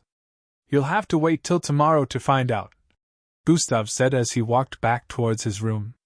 Within the MBO tower, Hendrik could be seen within a small room where a holographic monitor was placed in front. His white uniform had been stripped off him, and he was currently in a black outfit. He seemed to have just regained consciousness as he was currently checking himself out.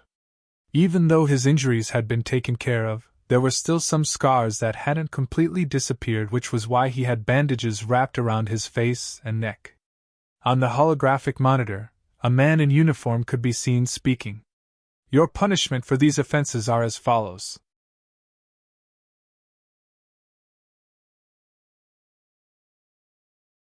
Chapter 338. On the holographic monitor, a man in uniform could be seen speaking. "Your punishment for these offenses are as follows. You will be locked in the isolation room for 2 months. The man on the screen started stating.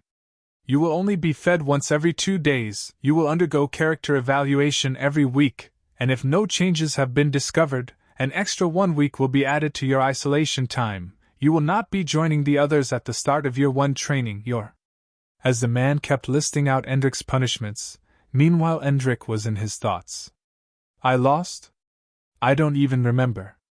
Just as he was saying internally, images of his fight with Gustav started popping into his head one after the other. I lost so disgracefully. Hendrik gritted his teeth as he thought. And now I have to stay in this place for 2 months. Hendrik looked around with an expression of frustration written all over his face. He was partly listening to the man in the holographic monitor, while also looking around the darkroom. The only source of light at the moment was the holographic monitor. There were no tables, chairs, rugs, or any object to be seen around. "No, you can't lock me in here!" Hendrik suddenly shouted out. "Your training will be held in this place, and you shall not see the light of day again for the next 2 months. If you're of good behavior, your isolation period will not be extended." The man in the holographic monitor totally ignored Hendrik's outrage and kept speaking. "Hey, didn't you hear me, old man? Let me out!" Hendrik screamed out again as he stood up. "Hiya!" he shouted out as he activated his bloodline and tried using telekinetic waves. Vrew. Huh! He discovered that he could only send his will out 5 inches away from himself. His abilities had been suppressed. Hendrik didn't give up and moved towards one side of the wall before pushing his hand forward. Vrew! His telekinesis was like a gust of wind that only grazed the walls softly. "Escaping is impossible. Trying to escape will only add more days to your isolation," the man on the screen added. Hendrik's face squeezed up as he heard that. He felt like he was going to run mad. It's all his fault. The image of Gustav appeared in his mind as a look of hate hung on his face. "I will make sure I have my revenge. Mother, father." Hendrik fell to his knees with an annoyed and hopeless look as he said internally.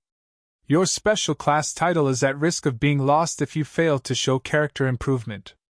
The man on the screen kept talking.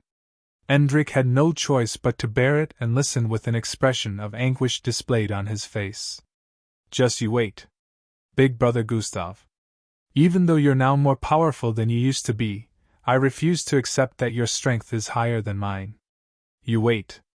About 8 hours later, it was 10 in the morning, and Gustav had spent the entire night and part of the morning recovering the energy of his Yarki. He was feeling fatigued, but his Yarki was only 80% charged at the moment. Maltita's party would be held in the next 4 hours, which meant he would also have to skip today's daily tasks since he needed to recharge the Yarki completely before the start of the party. Gustav kept it up and stayed indoors doing the same thing he had been doing for the past one day. It was already getting pretty boring for him just sitting in one place, but he had to bear it. He had decided that he would never let his Yarki run out of energy anymore since that was what brought him to this state. Within a luxurious-looking study, a man in a blue business suit sat on a reading chair. A guard in a full black bodysuit was standing in front of him, voicing out some reports. All right. They'll just wait for the kid's answer first. Young Joe voiced out. If he fails to agree to my demands, we move on to his brother. I remember they have a really strong family feud. Young Joe smirked coldly as he took a sip of tea. Also, the father will also find a way to end him once I reveal the information to him. Young Joe's mind went back to 2 days back when he visited Gustav. So you want me to move over to your side and pretend to still be on Miss Amy's side? Gustav asked. Precisely that. He'll support your rise to the top of the MBO. The information I need at the moment is the location of a precious rock she stole from me. I suddenly lost track of the rock, and am unable to locate it anymore. Young Joe stated. Not only will I get you to the top, but you also get exclusive first-rate gadgets and armors created by Joe Industries. Young Joe added. Gustav had a contemplative look for a few seconds before speaking. You do know that this isn't enough to buy my allegiance. Think about it carefully and join me. Young Joe said before standing to his feet and walking forward. He arrived at the right side of Gustav and looked forward before raising his left arm and tapping Gustav's shoulder twice. My father doesn't have to know about what you did to Hung Joe. It can remain between your Miss Amy and us, of course. He voiced out before turning around and walking towards the door. Gustav's eyes squinted. He didn't try to deny it or say anything. It was pointless to argue because he could sense the certainty in his voice. Young Joe walked out and left Gustav to wallow in his thoughts. His little brother is in an awful state at the moment. It's the perfect time to make use of him too, Young Joe said with a light burst of laughter. But Sir Young, you said you were only going to implement your plan to use him if Gustav doesn't accept your offer. The massive man in front said with a confused expression.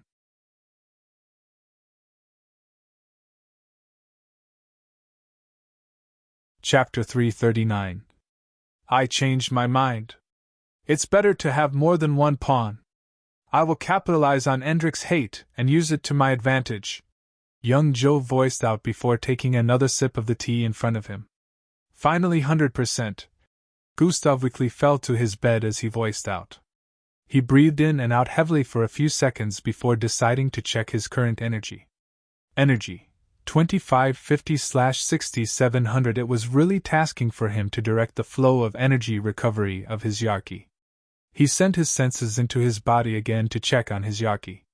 It was glowing a bright pinkish color and swaying like a living flame. Looks like it grew a little bigger than before.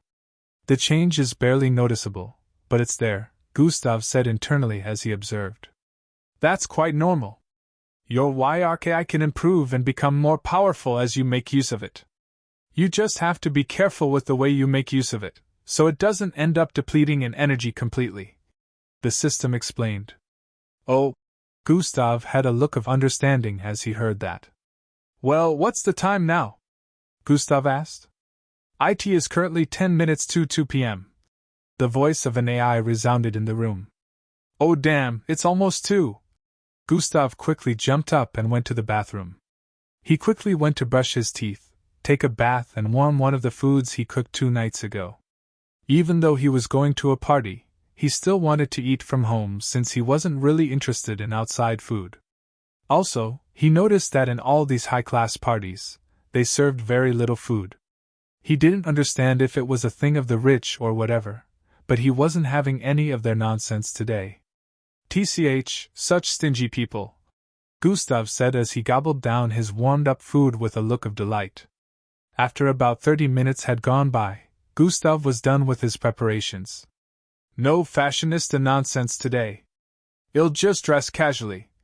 Gustav said as he dusted his long red jacket and walked out of his apartment. Just like Mr. Gon, the Koyun family had also sent a vehicle to pick Gustav up, and they were waiting for him downstairs. Gustav got downstairs and saw the massive mini-jet white-like car parked up front. 2 guards were standing in front of the car. They bowed their head in respect as they noticed him, and the door opened up on its own to let him in. As Gustav moved closer to get in, he noticed someone inside. Angie? Gustav voiced out in surprise as he noticed Angie sitting on the right side of the spacious and luxurious-looking vehicle. She was dressed in a red tight-fitted gown, wearing light makeup on her face. She had a shy and nervous look as she stared at Gustav. Gustav! Gustav moved in, and the door closed up. Matilda also invited you? Gustav asked.